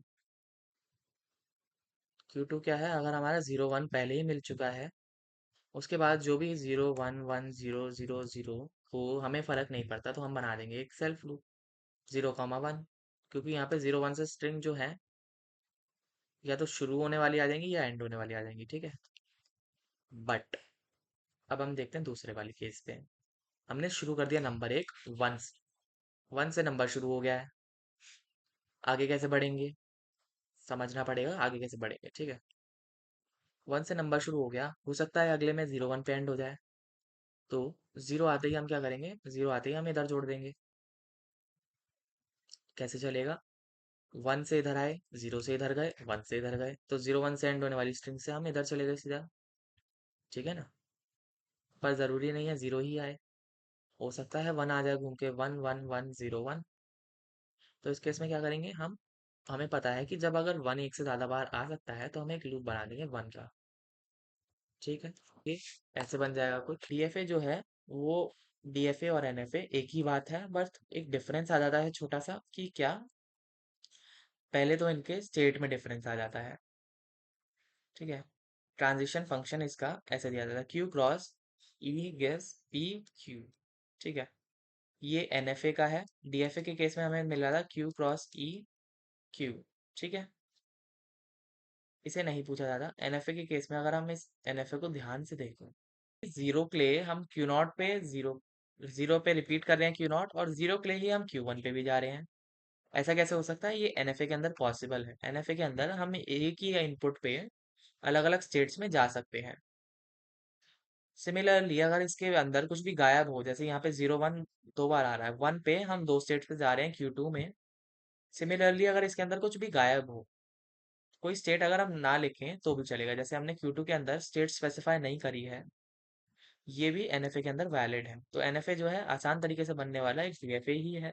डीएफए जो है, हर एक जो डीएफए के अंदर यूनिकनेस रहती है, हर एक पर्टिकुलर इनपुट पे एक ही आउटपुट आएगा, एक ही स्टेट पे जाएंगे, लेकिन एनएफए के अंदर ये नहीं होता। एक ही इनपुट पे कैसे? अगर हमारे पास स्टेट क्यू नॉट है, तो हम क्या कर सकते हैं? एक ही इनपुट 0 पे 0 1 पे इधर, और 1 पे Q1 पे। क्या हुआ? ये एनएफए के अंदर डिजाइन होता है, एक ही इनपुट के अंदर हम दो स्टेट्स पे जा सकते हैं। 1 से हम क्यू नॉट पे भी जा सकते हैं, और 1 से हम Q1 पे भी जा सकते हैं। ठीक है, अगर मैं यहाँ पे कोई स्टेट ना लिखूं, जैसे मैंने Q1 की स्टेट्स नहीं लिखी है, ये डीएफए के अंदर वैलिड नहीं है, पर एनएफए के अंदर ये वैलिड है, कि जहाँ पे भी स्टेट नहीं लिखना और उससे कुछ फर्क नहीं पड़ेगा, तो हम लिखना छोड़ देते हैं। ये क्या है, Q1 अगर हमारी फाइनल स्टेट है, यहाँ पे हमें स्पेसिफाई करने की जरूरत नहीं है कि हमें कहाँ जाना है। करने को हम कर सकते हैं, लेकिन एनएफए में अगर हम छोड़ भी दें तो फर्क नहीं पड़ेगा। लास्टली नल मूव भी एक्सेप्ट करता है, हम नल मूव्स को इसके अंदर डाल सकते हैं। ये जो है कंपैरेटिवली इजी है डिजाइनिंग और अंडरस्टैंडिंग, और डीएफए जो है हमने देख लिया मुश्किल वाला पार्ट। क्या है एनएफए विद, जो हमारे पास अल्फाबेट्स हैं 0,1 है, accept string of at least 2। Length क्या है 2 की, क्यू नॉट है, लेंथ 2 है, इसका मतलब हम कुछ भी लिख देंगे। 0 1 पे Q1 पे गए, और 0 1 पे Q2 पे गए, बस खत्म। Q2 स्पेसिफाई करने की जरूरत नहीं है, हमें क्या करना है, बस यही हमारा एनएफए है। इजियर वर्जन ऑफ डीएफए कह सकते हैं इसे, अगर डिफाइन करना हो तो। लेकिन अगर प्रॉपरली डिफाइन करना है तो फिर हम एनएफए की डेफिनेशन लिखेंगे, वही 5 टपल लिखेंगे, और इसके ट्रांजिशन फंक्शन को जरूर लिखेंगे, ठीक है। Construct NFA accepting a set of strings over AB in which each string of the language starts with AB। Starting with AB के लिए अब हमें एनएफए बनाना है, ठीक है। कैसे बनेगा, स्टार्टिंग विद AB, Q1 पे आए, इनिशियल स्टेट वही है, A से हम Q2 पे गए, और B से हम Q3 पे गए। इसके बाद हम डीएफए के अंदर जो भी है चेंजेस करते थे स्मॉलेस्ट बनाने के बाद, लेकिन एनएफए में नहीं करना, ये हमारा एनएफए कंप्लीट हो चुका है। बस यही काम है एनएफए का। देखो, अगर हम इस लूप को अगर हम ना भी लगाएं तो भी हमारा एनएफए वैलिड है, ठीक है। Construct a minimal NFA accepting a set of strings over this in which string of the language contain A as the substring. A आना चाहिए लैंग्वेज के अंदर। तो हम क्या करेंगे, मिनिमम वाला बनाएंगे, क्यू नॉट। ए आएगा तो Q1 पे जाएंगे एक्सेप्टिंग के लिए, इसके बाद कुछ भी आए ए कॉमा बी हमें फर्क नहीं पड़ता, एक्सेप्ट हो जाएगा, ठीक है। तो हमने क्या करा, मिनिमल वाले के लिए बनाया है, और ये भी वैलिड है। यहाँ पे बी लिखो या ना लिखो, इससे फर्क नहीं पड़ेगा। एलिमिनेटिंग एप्सिलॉन ट्रांजिशन, अब मैं आपको बोलूँ क्या कहते हैं एलिमिनेटिंग एप्सिलॉन ट्रांजिशन में, इसे विद एग्जांपल करेंगे। वैसे तो इतना नहीं पूछा जाता ये, पर पता होना चाहिए कैसे निकालेंगे। एप्सिलॉन ट्रांजिशन निकालने के लिए अ, हम कुछ प्रोसेस यूज करते हैं। यहाँ पे एक एप्सिलॉन मूव है, और ये 0 से यहाँ पे बढ़ता है, ठीक है। हमें क्या करना है, हमें सबसे पहले इस एप्सिलॉन मूव को तोड़ देना है। सिंपल, ये हटा दिया हमने यहाँ से। इसके बाद हम क्या करेंगे, इसके बाद हम करेंगे जो भी Q1 के मूव्स जा रहे हैं वो क्यू नॉट में कॉपी कर लेंगे।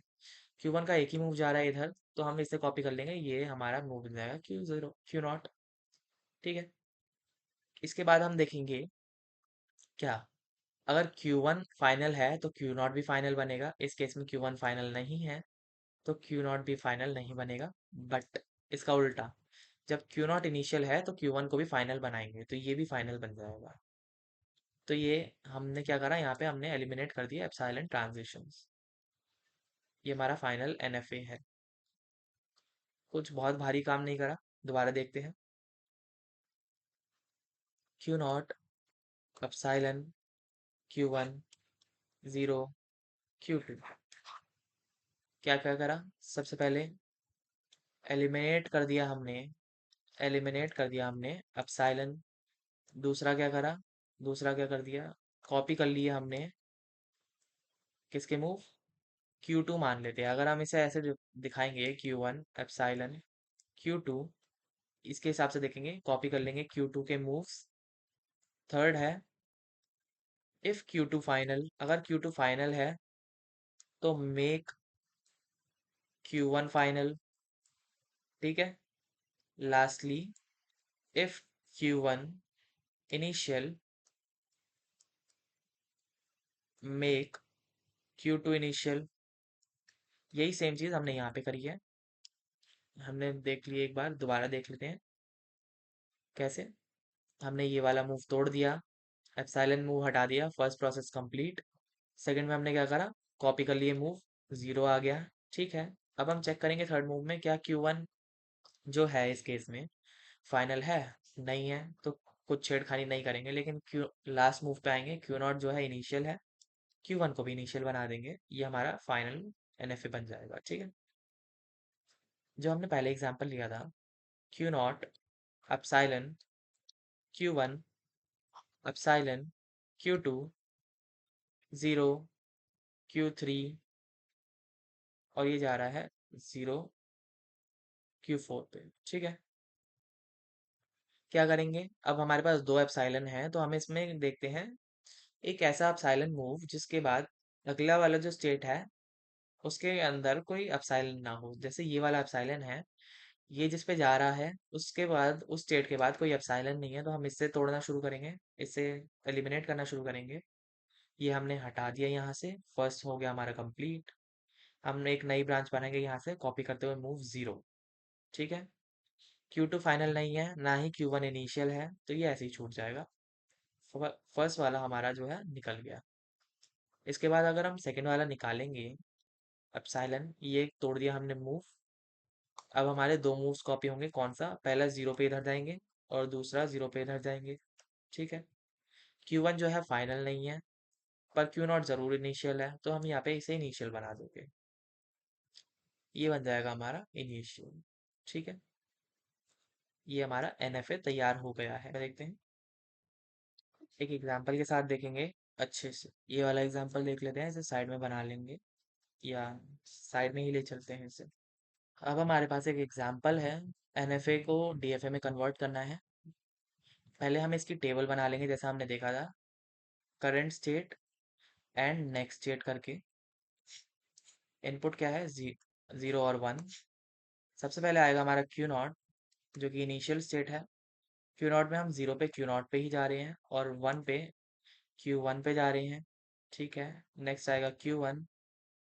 Q1 पे 0 पे हम 0 और 1 पे Q1 पे ही हैं, प्लस 0 पे Q2 पे भी जा रहे हैं। तो कैसे लिखेंगे? 0 पे Q1 Q2 लिख देंगे हम बस। ठीक है, लास्टली Q2 पे हम क्या कर रहे हैं? Q2 पे हम 0 1 पे Q2 पे ही हैं, Q2 और Q2 और 1 पे हम Q1 पे भी जा रहे हैं। ठीक है, अब इस टेबल में से हम क्या करेंगे? एक और नई टेबल बनाएंगे। कैसे? एक और नई टेबल बनाएंगे हम DFA के लिए। उसके अंदर हम इन्हें कॉपी कर लेंगे, 0 1 current state and next state. ठीक है, हमारे जो पहली लाइन है हम इसे एज इट इज यहाँ पे उतार लेंगे, Q0 Q0 Q1।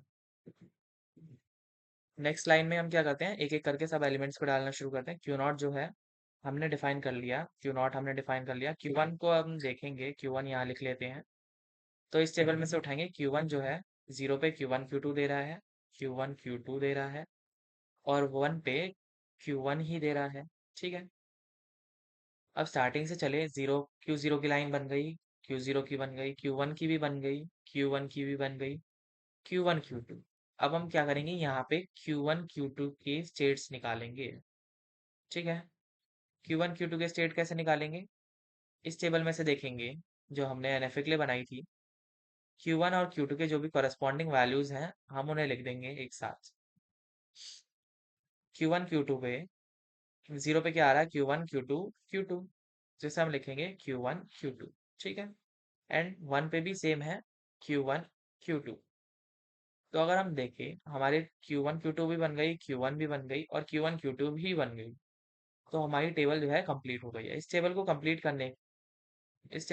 कैसे करा जाता है मैं एक बार समझा देता हूँ। हम पहली रो को एज इट इज कॉपी कर लेंगे, फिर उसमें हर एक एलिमेंट्स देखते हुए जाएंगे जिसकी भी रो नहीं है हमारी नई वाली टेबल में। हमारी नई वाली टेबल में जिसकी भी रो नहीं है हम उसकी रो बना देंगे। जैसे हमारे पास Q1 Q2 यहाँ से आया, तो हम Q1 Q2 बनाने के लिए इधर देखेंगे और इनके जो वैल्यूज हैं उन्हें मल्टीप्लाई करके यहाँ लिख देंगे। ठीक है, आसान काम है। अब हम इसका जब हम बनाएंगे DFA तो कैसे करेंगे? हमारे पास कौन कौन सी स्टेट है? हमारे पास स्टेट्स हम इसमें से उठाएंगे, तीन स्टेट है, Q0 Q1 और Q1 Q2। Q0 Q1 और Q1 Q2 ये हमारी पूरी एक स्टेट है जिसमें इनिशियल वाली Q0 है और फाइनल कौन सी है? फाइनल वो है, यहाँ पे कौन सी थी? फाइनल Q2 थी। तो जिसमें भी Q2 आ रहा है वो फाइनल है। ठीक है, अगर एक से ज्यादा स्टेट में Q2 आता है तो वो एक से ज्यादा स्टेट्स फाइनल होती हैं। बनाना शुरू करेंगे टेबल में से देख के। Q0 पे 0 पे कहाँ जा रहे हैं? Q0 पे ही जा रहे हैं, 0 पे Q0 ही है और 1 पे Q1 पे जा रहे हैं। ओके, Q1 पे 0 पे Q1 Q2 पे जा रहे हैं और 1 पे सेल्फ लूप है। और Q1 Q2 में क्या है? सेल्फ लूप है 0 और 1 के लिए। ठीक है, सारी स्टेट्स अलग हो गई, ये हमारा डीएफए बन गया। ये जो हमारी स्टेट है, इसे बनाने के लिए इसे भी ले आते हैं पहले इधर। इसका हम टेबल बनाएंगे, करंट स्टेट, नेक्स्ट स्टेट और 0 1 0 1। करंट स्टेट Q0 है, इनिशियल स्टेट भी Q0 है। Q0 में ए पे सेल्फ लूप भी है, ए और बी है, ये ए और बी, ए पे सेल्फ लूप भी है और ए पे Q1 पे भी जा रहे हैं।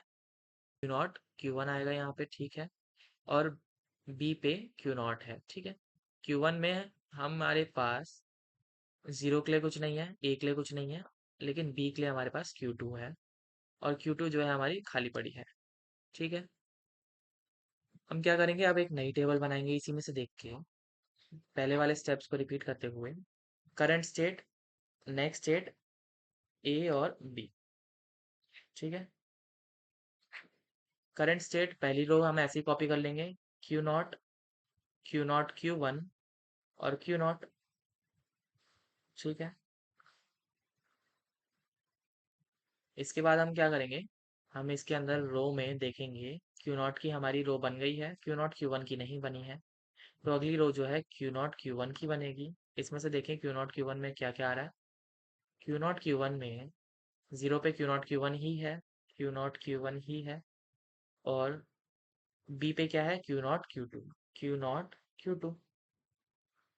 हमारे पास क्या क्या बन गई, Q0 Q1 की रो बन गई, Q0 की बन गई, इसकी भी बन गई, इसकी भी बन गई, लास्ट बचा है Q0 और Q2, Q0 और Q2। Q0 और Q2 में क्या आएगा, पहले है Q0 और Q1, दूसरा है Q0, तो ये हमारे पास एक टेबल बनेगी, ठीक है।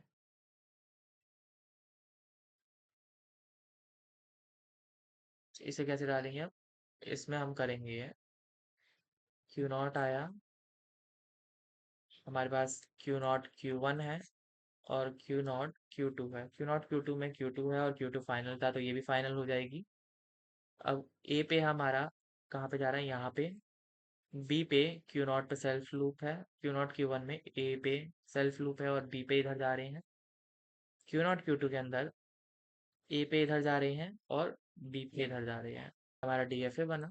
अब मोरे मशीन, मोरे मशीन क्या है, मोरे मशीन जो है ये भी एक फाइनाइट ऑटोमेटा है, बस डिफरेंस इतना है इसमें, जो हमने डीएफए और एनएफए में देखा उनमें क्या था, डीएफए और एनएफए में एक फाइनल स्टेट थी जहाँ पे आके हमारी स्ट्रिंग जो है एक्सेप्ट हो जाती थी। लेकिन हम जो मोरे मशीन या मीले मशीन अब पढ़ेंगे उसमें क्या है, उनमें कोई एक्सेप्टेंस की स्टेट नहीं होती है, कोई भी एक्सेप्टिंग स्टेट नहीं होती है। इसमें एक पर्टिकुलर स्टेट पे या एक पर्टिकुलर इनपुट के साथ एक आउटपुट जनरेट होता है, जनरेट्स एन आउटपुट। इसी काम आती है मोरे मशीन या मीले मशीन। मीले अगली है, ये मोरे है अभी तो इसको डिफाइन करने के लिए 6 टपल्स यूज होते हैं, जिसमें से 4 हमारे वही हैं। फाइनल स्टेट हटा दिया हमने इसमें से, तो क्यू हो गया हमारे number of states, Q not initial state, alphabet और ट्रांजिशन फंक्शन। ओ क्या है, ओ है हमारे आउटपुट अल्फाबेट, जो भी हमारे आउटपुट में अल्फाबेट्स आएंगे वो ओ से रिप्रेजेंट होते हैं, और लैम्डा जो आउटपुट फंक्शन है, ठीक है। एक ऐसे दिखाया जाता है मोरे मशीन को, क्या है यहाँ पे, क्यू नॉट के साइड में जो नंबर है स्लैश में 1, ये है इसका आउटपुट। इसका मतलब क्या है, जब भी हम क्यू नॉट पे आएंगे तो हमें आउटपुट जनरेट होके देगा 1। कैसे, अगर हमारे पास एक इनपुट आया 0 1 0, अगर हमारे पास एक इनपुट आया 0 1 0, तो इसमें क्या होगा, सबसे पहले तो हम यहाँ एंटर करेंगे, इनिशियल स्टेट पे आउटपुट 1 है तो हमारे पास आउटपुट 1 आ जाएगी। नेक्स्ट अब हम जाएंगे 0 पे, 0 पे क्या मिलेगा हमें, 0 पे हम Q1 पे जाएंगे, आउटपुट 1 है, 1, दूसरे पेन से करते हैं 1। फिर 0 के बाद हम हमारे पास है 1, तो दोबारा घूमेंगे, आउटपुट Q1 की क्या है 1, लास्ट में 0 आएगा, तो किस पे जाएंगे, Q2 पे, और Q2 पे क्या है, आउटपुट 0 0। तो हमारे पास आया 1 0 1 1 1 0। पहला जो है इसमें क्या होता है, जितने इनपुट्स होते हैं उससे ज़्यादा कैरेक्टर का आउटपुट होता है। क्यों, क्योंकि जो पहला कैरेक्टर का आउटपुट है, पहला जो आउटपुट है कैरेक्टर का, वो हमें कहाँ दिया जाता है? वो हमें दिया जाता है जब हम कोई स्ट्रिंग को एंटर कराते हैं।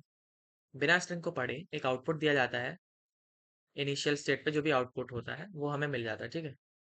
अगर हम दूसरा एग्जांपल देखें इसी के अंदर, 0 0 1 1 0, तो सबसे पहले हम जब एंटर करेंगे तो हमें मिल जाएगा आउटपुट 1। 0 पे हम जाएंगे Q1 पे, आउटपुट मिलेगा 1। इसके बाद 0 पे जाएंगे Q2 पे, आउटपुट मिलेगा 0, ठीक है। इसके बाद 1 पे कहाँ जाएंगे? 1 पे जाएंगे हम, Q1 पे दोबारा आउटपुट मिलेगा 1। यहाँ से 1 पे कहाँ जाएंगे? यहाँ से 1 पे Q2 पे आएंगे, आउटपुट मिलेगा 0। और यहाँ से 0 पे दोबारा सेल्फ लूप है, आउटपुट मिलेगा 0। तो ये हमारा आउटपुट है और ये हमारा इनपुट है, ठीक है। इसकी टेबल थोड़ी जो है अलग तरीके से बनती है। करंट स्टेट और नेक्स्ट स्टेट वाला पार्ट सेम रहता है, लेकिन हम यहाँ आउटपुट का कॉलम भी ऐड कर देते हैं एक, ठीक है। क्यू नॉट से जहाँ भी जाएंगे हम, तो हमें जो भी आउटपुट मिलेगा वो यहाँ पे लिखा जाता है। क्यू नॉट का जो आउटपुट है 1 यहाँ पे लिखेंगे, Q1 का जो आउटपुट है 1 यहाँ पे लिखेंगे, Q2 का जो भी आउटपुट है वो यहाँ पे लिखेंगे, और नेक्स्ट स्टेट्स जहाँ पे भी हम ट्रेवर्स करेंगे वो यहाँ पे आएंगे, ठीक है।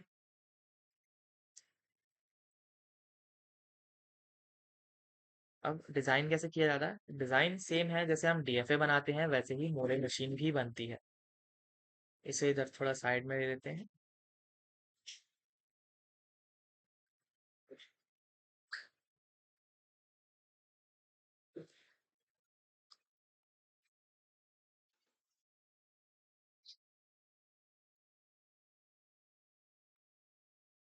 Design a more machine with the input alphabet 01 and output alphabet yn.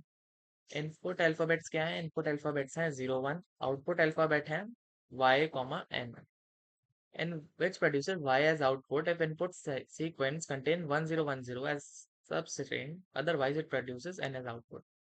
क्या कह रहा है कि जब हमारा इनपुट 1010 आएगा, जब हमारे इनपुट के अंदर सबस्ट्रिंग जो है 1010 आएगी, तब हमें y जनरेट होगा, नहीं तो n जनरेट होगा। कैसे बनाएंगे देख लेते हैं। हमारा पहले आया क्यू नॉट, क्यू नॉट के बाद हमारा आया 1, सबसे छोटे के लिए हम डिफाइन करें 1, Q1। फिर हमारा आया 0, Q2। फिर हमारा आया 1, Q3। लास्ट में हमारा आया 0। 0 पे हम कहाँ जाएंगे? 0 पे हम जाएंगे Q4 पे, ठीक है। लेकिन ऐसे तो हम डीएफए डिजाइन करते थे। एंड ये जो है, ये क्या है? मोरे मशीन है। इसमें डिफरेंस क्या है? इसमें डिफरेंस है कि हर एक आउटपुट के साथ, हर एक स्टेट के साथ एक आउटपुट आता है। डाल देते हैं यहाँ पे आउटपुट। क्यू नॉट के साथ क्या आएगा? क्यू नॉट के साथ आएगा एन। Q1 के साथ एन आएगा। Q2 के साथ क्या आएगा? एन आएगा। Q3 के साथ भी एन आएगा, ठीक है। Q3 के साथ एन आएगा, और लास्ट में Q4 के साथ वाई आएगा। क्यों? हमने क्या बोला है? हम ऐसी मोरे मशीन बना रहे हैं जिसमें 1010 सबस्ट्रिंग आते ही आउटपुट जो है वाई आएगा। तो हमने क्या करा? इनिशियल स्टेट से बढ़ के हमने जो इसका लेआउट तैयार करा है उसमें 1 0 1 0 करके Q4 पे जो है 1010 की स्ट्रिंग कंप्लीट होगी, तो यहाँ पे हमारा वाई आउटपुट आना चाहिए। और जब तक कंप्लीट नहीं होगी हर एक स्टेट पे जो है एन आउटपुट रहेगा। ओके, अब इसे कंप्लीट कर लेते हैं, जल्दी से डीएफए की तरह बना लेते हैं। 1010 हो गया, तो अगर हमारा हो जाए कोई स्ट्रिंग 0 1 0 1 0, सेम है लेकिन स्टार्टिंग में 0 है, तो क्या करेंगे? जब तक यहाँ पे 0 आएगा इसे यहीं पे रिपीट करते रहेंगे, तो जितने भी 0 आएंगे 0 0 1 0 1 0 वो यहीं पे रहेंगे। 1 आते ही अगली स्टेट पे चले जाएंगे। Q1 से 0 आया, जिसे हमने रीड कर लिया। क्या रीड कर लिया? 1 हम रीड करके आगे आए हैं। अब हम Q1 पे देखेंगे कि 1 के बाद अगर 1 आ जाए, 1 1 0 1 0 अगर हम कहेंगे ये आ जाए हमारा, अभी भी स्कोप है हमारे पास, लेकिन हम इसे रिपीट करेंगे, ठीक है।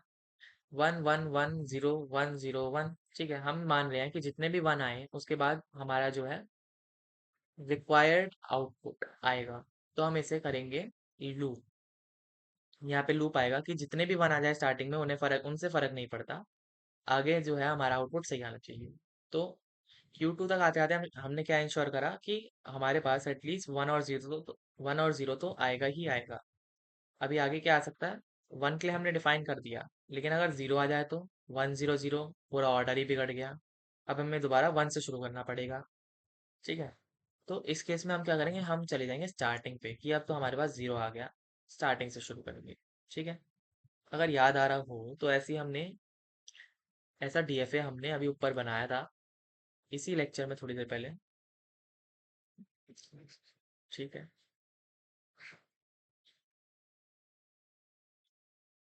हम चले गए वापस जीरो के केस में। अब Q3 पे आए हम। Q3 पे आते हुए क्या इंश्योर हो गया, यहाँ से वन आएगा, यहाँ से जीरो आएगा और यहाँ से वन आएगा। तो Q3 तक आते आते 1 0 1 जो है बना हुआ होगा। इसके आगे अगर जीरो बन जाएगा तो हम Q4 पे पहुंच जाएंगे सक्सेसफुली। लेकिन अगर ये नहीं होगा, हमने मान लिया कि अगर हमारे पास आएगा वन, तो हम क्या करेंगे, 1 0 1 0। अब वन आ गया। इस केस में हम क्या कह सकते हैं कि अगर 0 1 0 1 और चाहिए हमें आगे, तो हम इस वाले केस में बढ़ जाते हैं कि आगे 0 1 0 1 और आ जाए तो हमारा बेटर हो जाएगा। हम इधर आ जाएंगे। ठीक है। लास्टली Q4 पे आके हमारे पास कंप्लीट हो गया 1 0 1 0। अब इसके आगे 0 1 1 0 जो भी आ जाए उससे फर्क नहीं पड़ता, तो हम यहाँ पे एक लूप बना देंगे 0 1 का। सेम हमने डीएफए की तरह मोरे मशीन भी बनाई है, बट डिफरेंस ये है हर एक स्टेट पे हमने एक आउटपुट लिख दिया है। ठीक है। गलती से मिट गया, एक बार मैं बना देता हूँ दोबारा। यहाँ से जा रहा था वन पे इधर। ओके। अब हम आगे देखें, ये देखो सेम है 1 0 1 0, वन पे इधर गया, जीरो पे इधर, वन पे self loop. Construct a Moore machine that determines whether an input string contains an even number or odd number of ones. The machine should give 1 as output if an even number of ones are the string, otherwise 0 as output. क्या कह रहा है, लगा देते हैं इसे यहीं पे।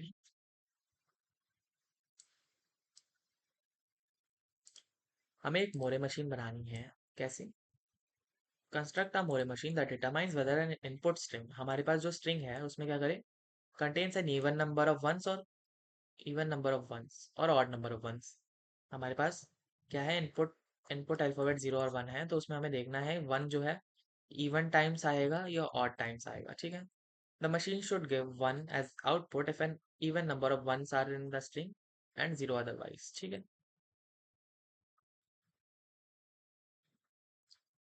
आउटपुट कैसा है, आउटपुट देख लेते हैं। यहाँ पे आउटपुट फंक्शन में हमारे पास 0 1 है, अल्फाबेट्स में हमारे 0 1 है।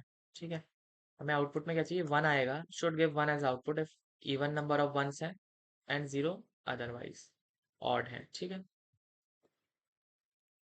क्या करेंगे, डीएफए बनाना है, वही सेम चीज, बहुत टाइम से सीखते आ रहे हैं, आसान है। क्यू नॉट इनिशियल स्टेट है। ठीक है। यहाँ बनाएंगे, हमारे पास पहले कर देते हैं वन आ गया। ठीक है। Q1 पे चले गए। ओके। अगर एक और वन आ गया तो हम चले जाएंगे Q0 पे वापस। इसका मतलब क्या है, Q0 पे जो है इवन नंबर ऑफ वंस है। हम Q0 पे ही वापस क्यों आए, पहली बात तो क्योंकि Q0 जो है इवन नंबर ऑफ वंस रखेगा। कैसे, जो भी हमारी स्ट्रिंग आएगी उसमें अगर हमारे पास वन हो ही ना, तो वो भी क्या कंसिडर होगा कि इवन नंबर ऑफ वंस है, क्योंकि zero is also an even number. Zero भी इवन नंबर होता है। बाकी इस लूप में जितनी बार भी घूमेंगे हमारे पास हर एक बार Q0 पे आते हुए इवन नंबर ऑफ वंस होंगे। ठीक है। अगर हम Q2 पे जाएं, Q2 पे कब जाएंगे, जब आउटपुट में हमारे पास जीरो आएगा। ठीक है। जीरो, आउटपुट में हमारे पास जीरो है। अब इसके बाद वन और जीरो की अगर हम बात करें तो वन में हम इधर चले जाएंगे। ठीक है। और जीरो पे हम कहाँ आएंगे, जीरो पे हम इधर आएंगे। इसके अंदर अब हम आउटपुट लगा लेते हैं, क्या क्या आएगा, बाकी सब रहे। Q0 पे जो है इवन नंबर ऑफ वंस होंगे, तो ये वन है, Q0 1, Q1 0 और Q2 0। ठीक है। ये है हमारा मोरे मशीन। इन्होंने और थोड़ा छोटा कर रखा है इसे। कैसे, ये वाले स्टेट को मिनिमाइज कर रखा है। इसका जो है एक ही काम है जीरो का, जो कि जीरो पे हमें कोई मतलब ही नहीं है, तो इन्होंने क्या करा, जीरो को गिनना ही छोड़ दिया। कैसे? जीरो एंड जीरो, सेम चीज है दोनों। अगर ये ना बन पाए तो वो भी बना के आ जाओ, सही बनेगा। मीले मशीन सेम ही है। मीले मशीन भी आउटपुट देता है एक इनपुट के रिगार्डिंग, बट इसमें फर्क क्या है, इसमें स्टेट वाइज आउटपुट नहीं मिलता। इसमें कैसे मिलता है, इसमें हमें मिलता है आउटपुट इनपुट के हिसाब से। देख लेते हैं कैसे। सेम तरीके से डिफाइन किया जाता है 6 टपल से। ट्रांजिशन फंक्शन ये रहा और आउटपुट फंक्शन ये रहा। एग्जाम्पल में अगर हम देखें तो यहाँ पे क्या है, हमें ट्रांजिशन के ऊपर दिख रहा है 1/c।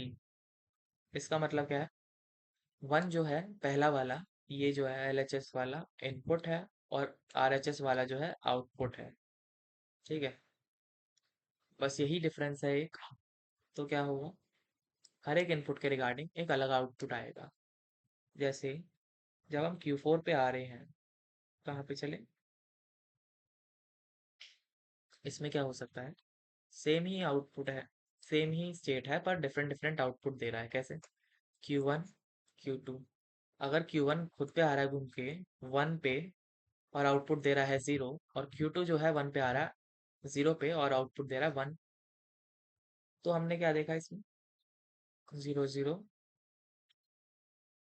1 0। ठीक है, इसमें क्या है कि एक ही स्टेट पे आने पर हमें इनपुट के हिसाब से आउटपुट बदलते हैं। अगर इनपुट 1 था तो आउटपुट 0 आया, और Q2 का इनपुट 0 था तो आउटपुट 1 आया। वेयर एज अगर हम इसका मोरे मशीन बनाएं तो Q1 क्या होगा, Q1 पे एक आउटपुट सेटल हो जाएगा। अगर 0 है तो हमारे पास कहीं से भी घूम के कुछ भी आए, 0 ही आउटपुट आएगा। ठीक है, ये डिफरेंस होता है मोरे मशीन और मीले मशीन में। अब अगर हमें कंस्ट्रक्ट करनी है एक मशीन, इसे इधर ले आते हैं।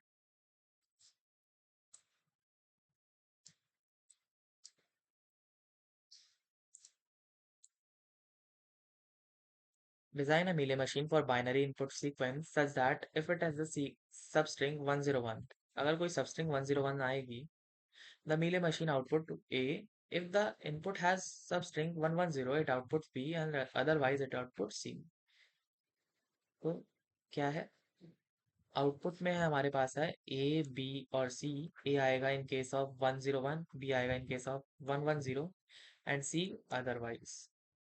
ठीक है, इनपुट में अल्फाबेट्स हमारे पास है 0 और 1। ठीक है, कैसे बनाएंगे, मिनिमम के लिए बनाना शुरू करेंगे। जब अगर क्यू नॉट से अगर हम आगे बढ़े, सबसे छोटे के लिए 101 के लिए बनाए 1 0, Q4 पे 1 1 0 1, या फिर 1 1 Q5 पे 1 0, Q6 पे 0। Q4 पे जाते हुए हमें 101 मिल रहा है, और यहाँ पे आते हुए Q6 पे आते हुए हमें मिल रहा है 110। आउटपुट क्या होगा यहाँ देख लेते हैं। यहाँ पे C होगा क्योंकि अभी कुछ मैच नहीं करा, यहाँ पे भी C होगा, मैच नहीं करा, यहाँ पे भी C होगा, कुछ मैच नहीं करा। लेकिन 101 बनते ही मैच कर गया, कौन सा वाला, पहला वाला A मिलेगा यहाँ पे, और 110 मैच करते ही 110 मैच करते ही हमें मिलेगा B। ठीक है, ऐसे कंप्लीट कर लेंगे। हर एक इनपुट के लिए अगर 0 आए तो सेल्फ लूप बना देंगे C पे। ठीक है, यहाँ 1 और 0 दोनों के लिए डिफाइंड है Q2। ठीक है, यहाँ पे 1 है। अगर हमारे पास इनपुट आए 1 0, ठीक है, इसके बाद 1 आएगा तो हमें मिल जाएगा A, लेकिन 1 0 के बाद अगर 0 आ जाए तो कोई स्कोप नहीं है, हमें दोबारा स्टार्टिंग से जाना पड़ेगा कि हमारे पास कोई 1 आए। ठीक है, 1 0 0, तो हम जाएंगे स्टार्टिंग पे, ये हो जाएगा 0 C।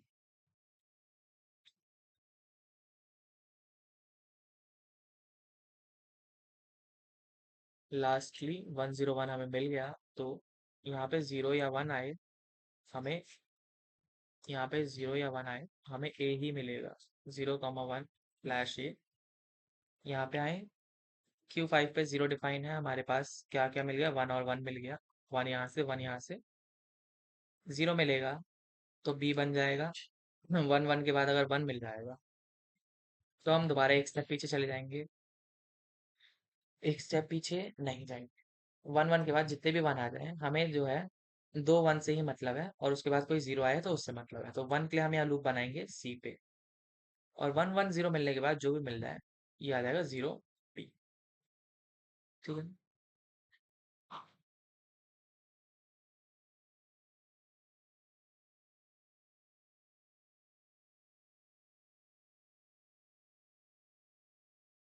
कैसे था ये? अगर 0 आया तो यहाँ से रिपीट हो जाएगा वापस। 1 आया तो 1 से हमें आउटपुट मिलेगा C। इसके बाद 0 आया तो आउटपुट मिलेगा C। अगर दोबारा 0 आ गया तो हम फर्स्ट पे चले जाएंगे आउटपुट C के साथ। अगर 1 आया तो हमारा खत्म हो जाएगा और हमें आउटपुट मिलेगा A। मतलब एक इनपुट हमारा खत्म हो गया। दूसरे में क्या होगा? दूसरे में होगा कि अगर हमारे पास आया 1 तो आउटपुट मिलेगा C, और 1 फिर आउटपुट मिलेगा C। दोबारा 1 आ गया तो दोबारा C, और लास्ट में अगर 0 आ गया तो B। तो हमारे पास ऐसे हम इंश्योर करेंगे कि आउटपुट सही आ रहा है। बस सेम मशीन बनाई है, लास्ट में हमने साथ में आउटपुट डाल दिया है। ये था C। के बाद आता है difference between Moore machine and Mealy machine. Moore machine में क्या था, हर एक output depends only on upon the present state. State के अंदर ही आउटपुट डिपेंड करता है। यहाँ पे हमने स्टेट के अंदर आउटपुट लिख देते हैं, तो कोई भी इनपुट आए फर्क नहीं पड़ता, आउटपुट जो है हमारा पहले से डिसाइडेड रहता है। पर मीले मशीन में आउटपुट के साथ साथ, मतलब स्टेट के साथ साथ इनपुट पे भी डिपेंड करता है। कैसे? अगर हमारे पास स्टेट क्यू है, इस पे दो आउटपुट आ रहे हैं, 1 पे ए और 0 पे बी, तो स्टेट सेम है लेकिन आउटपुट बदल रहा है। ऐसे जो है मीले मशीन के अंदर डिपेंड करता है output on the input. Places it's output in the state, output in the transition. ठीक है। मोरे मशीन में जो है मोर स्टेट्स रिक्वायर्ड होते हैं, बट मीले मशीन के अंदर जो है less number of states required होते हैं। ये हम देखेंगे जब हम देखेंगे ट्रांजिशन इन दोनों के बीच में कैसे की जाती है। ठीक है। Moore machine requires more hardware, hardware की ज़्यादा ज़रूरत पड़ती है मोरे मशीन में, मीले मशीन में नहीं पड़ती। They react slower, Mealy machine जो है कंपैरेटिवली फास्टर होती है। आउटपुट जो है सिंक्रोनस है, स्टेट जनरेशन एसिंक्रोनस। सिंक्रोनस और एसिंक्रोनस जो है यहाँ पे कीवर्ड यूज करे गए हैं, ये लिखेंगे। वैसे ये पूछा इतना नहीं जाता, पर ये पता होना चाहिए। क्यों? इसमें से अगर कोई आए तो फिर 3 4 एटलीस्ट लिख दो, जो कि बेसिक बेसिक से हैं, कि आउटपुट कैसे डिपेंड करता है, कौन सा वाला फास्ट है, किसमें ज़्यादा स्टेट्स हैं, ये तो ये पता होना चाहिए। ठीक है। इजी है Moore machine, it is difficult, output placed in transitions. State से वो तीन तीन बार सेम ही चीज़ रिपीट कर दी गई है। यहाँ पे ये सेम चीज़ लिखी है, 1 2 और 3। ज़्यादा डिफरेंस है नहीं, इन्होंने बढ़ाने के लिए लिख रखा है ऐसे। Input change, the output does not change. दोबारा उसे एक्सप्लेन कर रखा है इनपुट और आउटपुट वाले फंक्शन को। यहाँ पे भी वही है, तो 4 जगह सेम ही चीज़ लिख दिया, हैज़ मोर और the same state as a state of Mealy machine. Same states वाला एग्जाम्पल। ठीक है। सेम स्टेट या मोर स्टेट रिक्वायर्ड, यहाँ पे भी सेम चीज़ लिखी है। तो वही 3 4 चीज़ें इसमें समझनी थी। Convert the given Mealy machine to Moore machine. Mealy machine को मोरे मशीन में कैसे कन्वर्ट करते हैं, इससे देखने से पहले हम कन्वर्ट करेंगे मोरे टू मीले, क्योंकि वो वाला ज़्यादा आसान। जैसे हमारे पास ये पर्टिकुलर स्टेट है, ये जो है हमारे पास एक मोरे मशीन है, इसे मीले मशीन में कन्वर्ट करने के लिए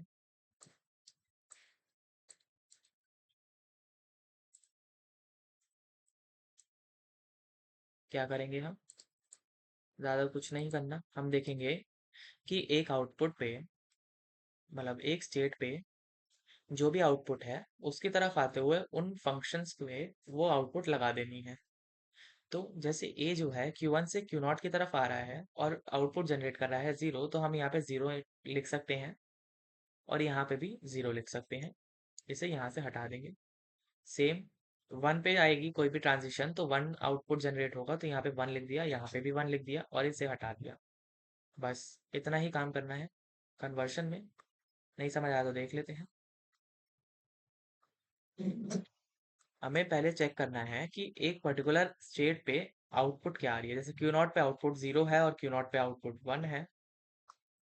अगर क्यू नॉट पे आउटपुट 0 है तो उसकी तरफ जितने भी फंक्शंस आएंगे वो एक ही आउटपुट जनरेट करेंगे, क्या, 0। तो हम ये चीज 0 यहाँ से हटाने के बाद यहाँ पे ऐड कर देंगे ऊपर। ए के साथ मैं स्लैश में लिख दूंगा 0, और दूसरा फंक्शन जो है, दूसरा ट्रांजिशन जो है Q1 से Q0 की तरफ आ रहा है ए, यहाँ पे भी मैं लिख दूंगा 0। सिमिलरली Q1 में जो है आउटपुट 1 आएगा, चाहे जैसे भी ट्रांजिशन हो, जैसे मर्जी ट्रांजिशन हो। तो मैं इस 1 को यहाँ लिख दूंगा, जो भी ट्रांजिशन इसकी तरफ आ रही है 1 और 1। ये मेरी हो जाएगी इसके रिस्पेक्टिव की या इसके equivalent Mealy machine. More to मिले बहुत आसान है। कोई एग्जांपल अगर बनाना हो, कैसे, क्यू नॉट पे हमारे पास आउटपुट आ रही है 1, Q1 पे हमारे पास आउटपुट आ रही है 0 और Q2 पे हमारे पास आउटपुट आ रही है 0। यहाँ से एक लूप जा रहा है ए, ये जा रहा है बी, ये भी जा रहा है बी, यहाँ से ए आ रहा है, बी जो है इधर जा रहा है, बी जो है इधर जा रहा है और यहाँ पे ए इधर जा रहा है। ठीक है।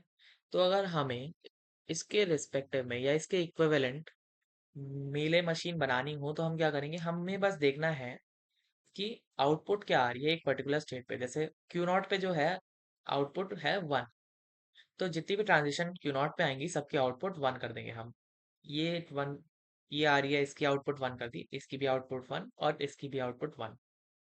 पहला काम हो गया। दूसरे स्टेट पे बढ़ेंगे, दूसरे स्टेट पे क्या आउटपुट आ रही है, 0।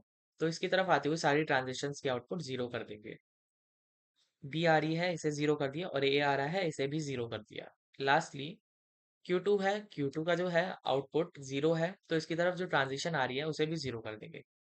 ये है हमारी इक्विवेलेंट मिले मशीन। मिले टू मोरे में जैसे ही हमारे पास ये है, एग्जाम्पल के थ्रू समझेंगे। पहले अगर हमारे पास ऐसे फंक्शन दे रखा है कुछ, मिले का डायग्राम दे रखा है, A1 B0 Q1, और यहाँ पे क्या आएगा, यहाँ पे आएगा B0, इसे हटा दो यहाँ से, Q2। ठीक है। इसमें क्या आएगा, ये इधर जा रहा है फंक्शन, ये भी B0 जा रहा है, ये A0 आ जा रहा है। इसे लेट सपोज ये A0 जा रहा है, और यहाँ से जो आ रहा है ये आ रहा है B0 और A1। हमने यहाँ पे क्या करा है, ये एक हमारी मीले मशीन है, इसे अब हमें मोरे में कन्वर्ट करना है। ठीक है। कैसे करेंगे, पहले हम देख लेंगे कि आउटपुट सेम है या नहीं। ठीक है। यहाँ से हम इधर जा रहे हैं, आउटपुट 1 आ रहा है, यहाँ से हम इधर जा रहे हैं, आउटपुट 0 आ रहा है। लेकिन गलती कहाँ हो रही है, यहाँ पे Q2 से जब हम Q1 पे जा रहे हैं तो आउटपुट क्या जनरेट हो रहा है, 0। ये जो है हिंडर कर रहे हैं आपस में दोनों एक साथ, और Q1 से Q2 पे जाते हुए आउटपुट 1 जनरेट हो रहा है, जो कि ये दोनों हिंडर कर रहे हैं। इसे कैसे टैकल करेंगे, कैसे हम चेंज करेंगे, देख लेते हैं।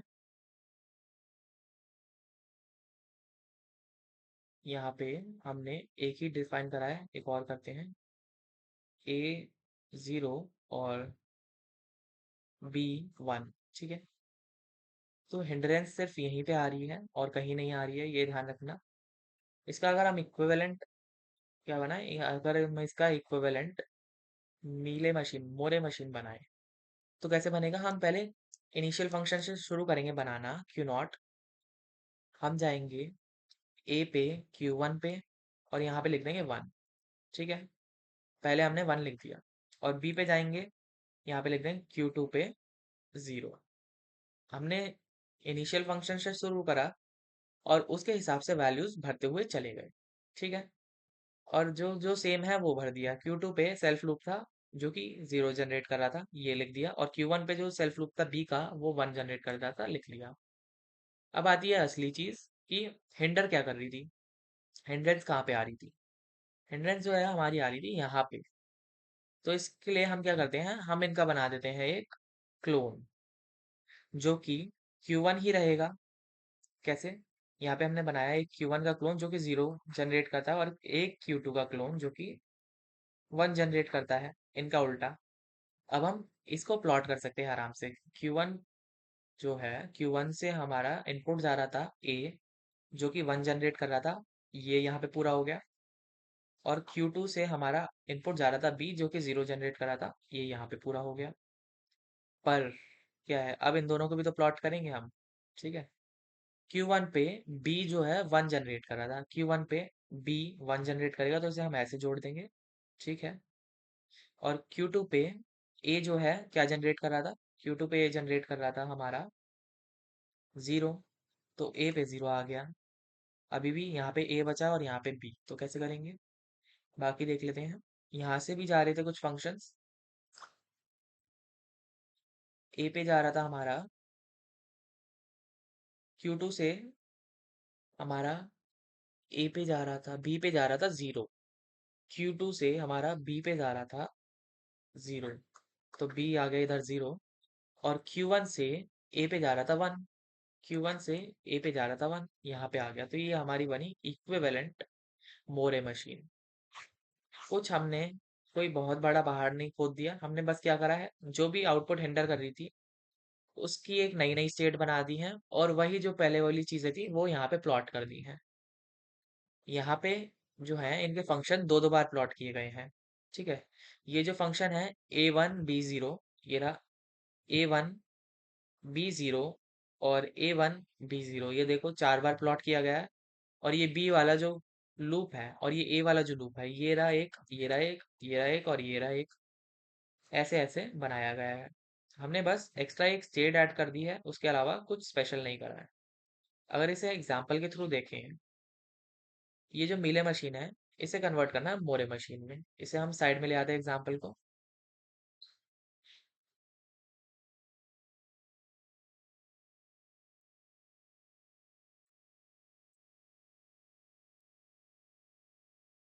ठीक है,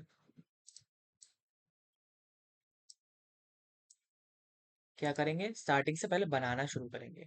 हमें कुछ मतलब नहीं है, हम बस स्टार्टिंग से बनाते हुए चले जाएंगे। Q1 पे क्या आ रहा है, 1, लूप है A, ठीक है। अब हम बढ़ेंगे B से, Q2 पे क्या आ रहा है, 0, ओके। यहाँ पे हम बढ़ेंगे, A1/B1 है, तो Q4 पे क्या आ रहा है, Q4 पे आ रहा है 1, इस पे A, B पे। इसके बाद A पे आ रहा है हमारा Q3 पे 0, B से हम 0 चले गए, Q2 पे 0 प्लॉट कर दिया, A और B से 1 आ रहा था, Q4 पे हमने 1 प्लॉट कर दिया, और यहाँ पे 0 आ रहा था, हमने Q3 पे 0 प्लॉट कर दिया, ठीक है। प्रॉब्लम आई कहाँ? अब प्रॉब्लम आएगी हमारे पास जब हम स्टार्टिंग से देखेंगे, शुरू करेंगे आगे बढ़ना। Q4 से हमारे पास लौट के हम आ रहे हैं, ये वाला B से यहाँ पे, ये हिंडर नहीं कर रहा तो इसे भी हम प्लॉट कर देंगे B। लास्ट वाला जो है थोड़ा हिंड्रेंस क्रिएट कर रहा है, Q4 Q3 वाला। इन्होंने जो है Q4 और Q3 का आगे पीछे ऑर्डर कर रखा है, तो मैंने भी उसी हिसाब से लिखा है ताकि कंफ्यूजन क्रिएट ना हो, ठीक है। अब B जो है लूप बना रहा है, लेकिन 1 दे रहा है Q3 पे, हमारे पास तो पहले ही 0 है। तो हम क्या करेंगे, Q3 का एक क्लोन बना लेते हैं जो कि आउटपुट देता है 1, और B पे हम इधर चले जाएंगे, ठीक है। हो गया ये सेटिस्फाई। लास्टली हम आएंगे कहाँ पे, Q2 पे। Q2 पे क्या आ रहा है, Q2 पे आउटपुट लेके आ रहा है 1, तो Q2 का भी क्लोन बनाएंगे जो कि आउटपुट जनरेट करेगा 1। Q3 से हम A को इधर भेजेंगे, ओके। और यहाँ से Q3 इसे भी तो प्लॉट करेंगे, इसे भी हम भेजेंगे 1 पे, ये हो जाएगा A, यहाँ से भी आएगा, ठीक है। B जो है 1 जनरेट कर रहा है, तो B यहाँ पे एक सेल्फ लूप लगेगा, और A और B जो है 1 जनरेट करें, A, B यहाँ पे आ जाएंगे, ठीक है। ये ऐसे बनेगा। एक और एग्जांपल के थ्रू देख लेंगे, अगर कंफ्यूज कर रहा है तो कोई बात नहीं, एग्जांपल्स हैं हमारे पास। ये रहा, यही चीज़ हमने प्लॉट करी थी।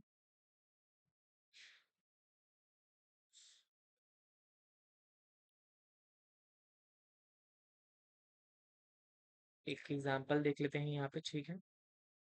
हमें जाना है दोबारा मीले to more. Q1, Q2, Q4, Q3, ठीक है। क्या है यहाँ पे? A0, B1, A0, A0, ए पे यहाँ पे 1 कर देते, चलो। ए पे हमने यहाँ पे कर दिया 1, और यहाँ पे आ गया बी से 0। ए और बी यहाँ पे कंप्लीट हो गया। लास्ट में यहाँ पे एक लूप लग जाएगा,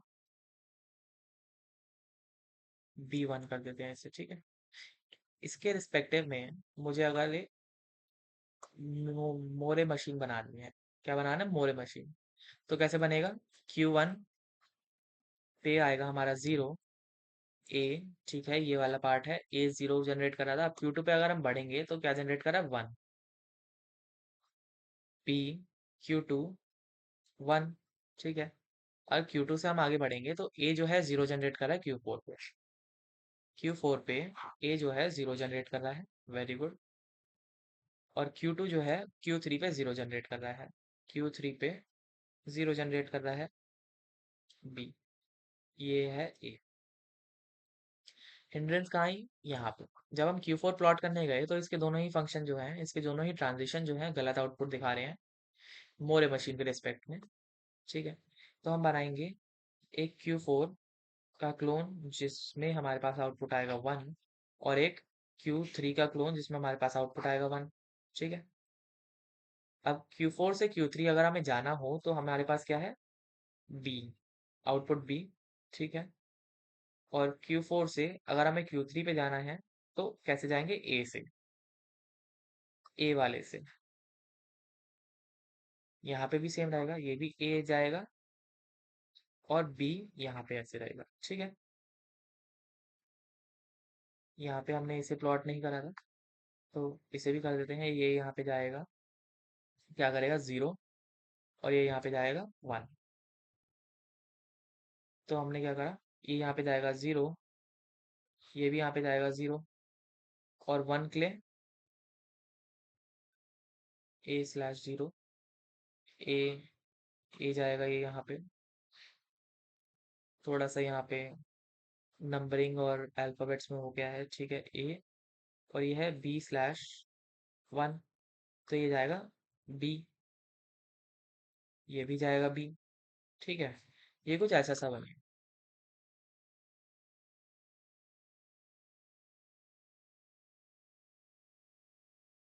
यही सब था मीले और मोरे मशीन के अंदर हमारे पास, ठीक है। रेगुलर एक्सप्रेशन क्या है? जब हम ग्रामर को in form of expressions, grammar को या किसी लैंग्वेज को इन फॉर्म ऑफ एक्सप्रेशंस दिखा देते हैं तो उसे हम कहते हैं रेगुलर एक्सप्रेशंस, ठीक है। The language accepted by finite automata can be easily described by regular expression called simple expression called regular expression. सबसे ज्यादा इफेक्टिव वे है ये रिप्रेजेंट करने का सीक्वेंस ऑफ पैटर्न्स में, ठीक है। क्या पैटर्न होते हैं इसमें? अगर मैं बोलूं कि मेरे पास एक पैटर्न है 0 स्टार, अभी आगे देख लेते हैं, यहीं पे है, ये रहा।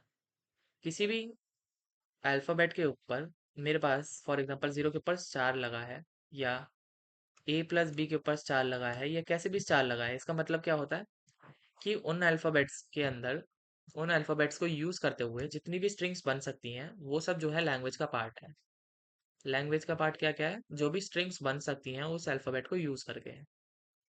इसे कहते हैं हम क्लीन स्टार, क्लीन स्टार, ठीक है। Clean star of epsilon still just epsilon. लेकिन अगर मैं लिख दूं A+, इसका क्या मतलब है? A+ का मतलब है जितनी भी मेरी ए से स्ट्रिंग्स बन सकती हैं, ए को यूज करके जितनी भी स्ट्रिंग्स बन सकती है, माइनस, माइनस क्या? माइनस मेरी ये एप्सिलॉन या फिर नल वैल्यू। इसके अंदर मैं नल वैल्यू नहीं गिनूंगा, तो इसे कहते हैं, ये कैसे डिनोट होता है? A+ से, ठीक है।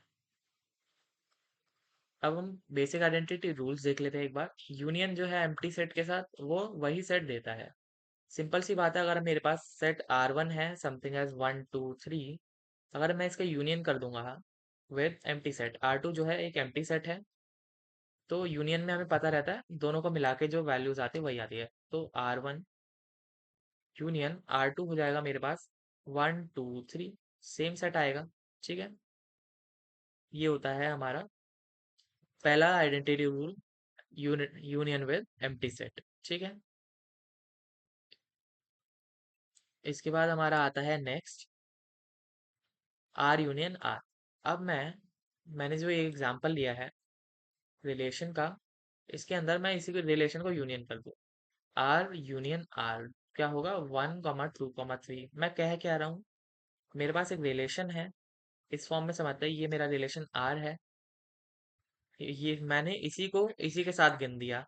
क्या एक ही इंसान को अगर मैं 2 बार गिन लूं तो वो 2 इंसान हो सकते हैं? नहीं, वो एक ही इंसान रहता। तो आर यूनियन आर जो है, दोनों को अगर मिलाया तो एक ही सेट आएगा, अलग सेट नहीं आएगा।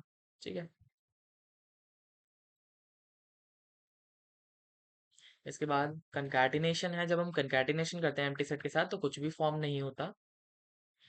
एप्सिलॉन के साथ जब हम कंकैटिनेशन करते हैं, कंकैटिनेशन करने के लिए हमें क्या करना है, बस कुछ नहीं लिखना, आर एप्सिलॉन ऐसे, बीच में कुछ भी नहीं आएगा, सिंपली लिख देते हैं हम कंकैटिनेशन, ऐसे होता है।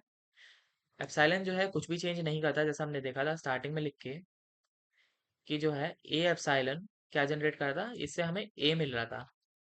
यही चीज यहाँ पे लिखी है, concatenation with epsilon same as above, concatenation with epsilon doesn't change the string, string में कोई चेंज नहीं लाता एप्सिलॉन।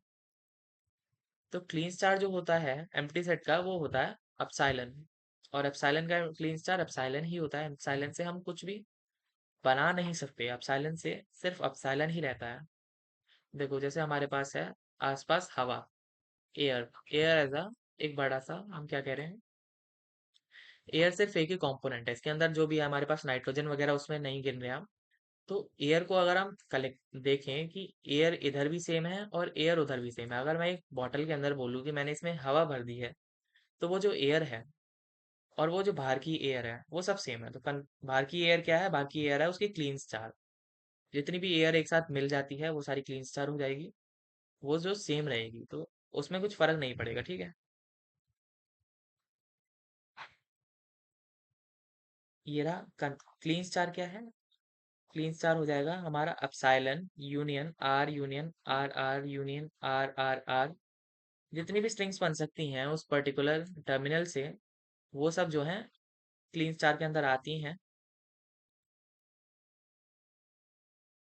ऐसे ही अगर हमारे पास है, अब अगर हमारे पास है क्या है, आर के ऊपर एप्स, आर के ऊपर क्लीन स्टार का क्लीन स्टार, तो ये आर का क्लीन स्टार ही होगा। ठीक है, इसका कुछ अलग नहीं होता। और आर यूनियन एस का क्लीन स्टार इज आर का क्लीन स्टार यूनियन एस का क्लीन स्टार का स्टार। ठीक है, इसमें से कोई भी बेसिक 5 वाले याद कर लेना, पूछा जाता है कभी कभी पेपर में, हर बार नहीं आता लेकिन आ जाता है। ऑपरेशंस कौन कौन से होते हैं, जैसे क्लीन स्टार या क्लीन क्लोजर हमने पढ़ लिया है, ये वन ऑफ द ऑपरेशंस है। यूनियन जो होता है, यूनियन क्या करता है, दो सेट्स को जोड़ देता है, और इंटरसेक्शन दो सेट्स के बीच में जो भी कॉमन है वो लाके हमें दे देता है। ठीक है, अगर मेरे को बनाना है, कैसे बनाएंगे, regular expression of language accepting all combination of A's over the set A. हमने बात करी है क्लीन स्टार, यही डेफिनेशन यहाँ लिखी है। क्लीन स्टार क्या देता है, जो भी कॉम्बिनेशन, जो भी सारे कॉम्बिनेशन मेरे एक टर्मिनल को यूज करके बन रहे हैं या एक अल्फाबेट को यूज करके मिल रहे हैं, वो मेरे को क्लीन स्टार रिटर्न कराता है। तो मैं क्या लिखूंगा, Kleene star, R equals to करके लिख देते हैं, सेम ही चीज है।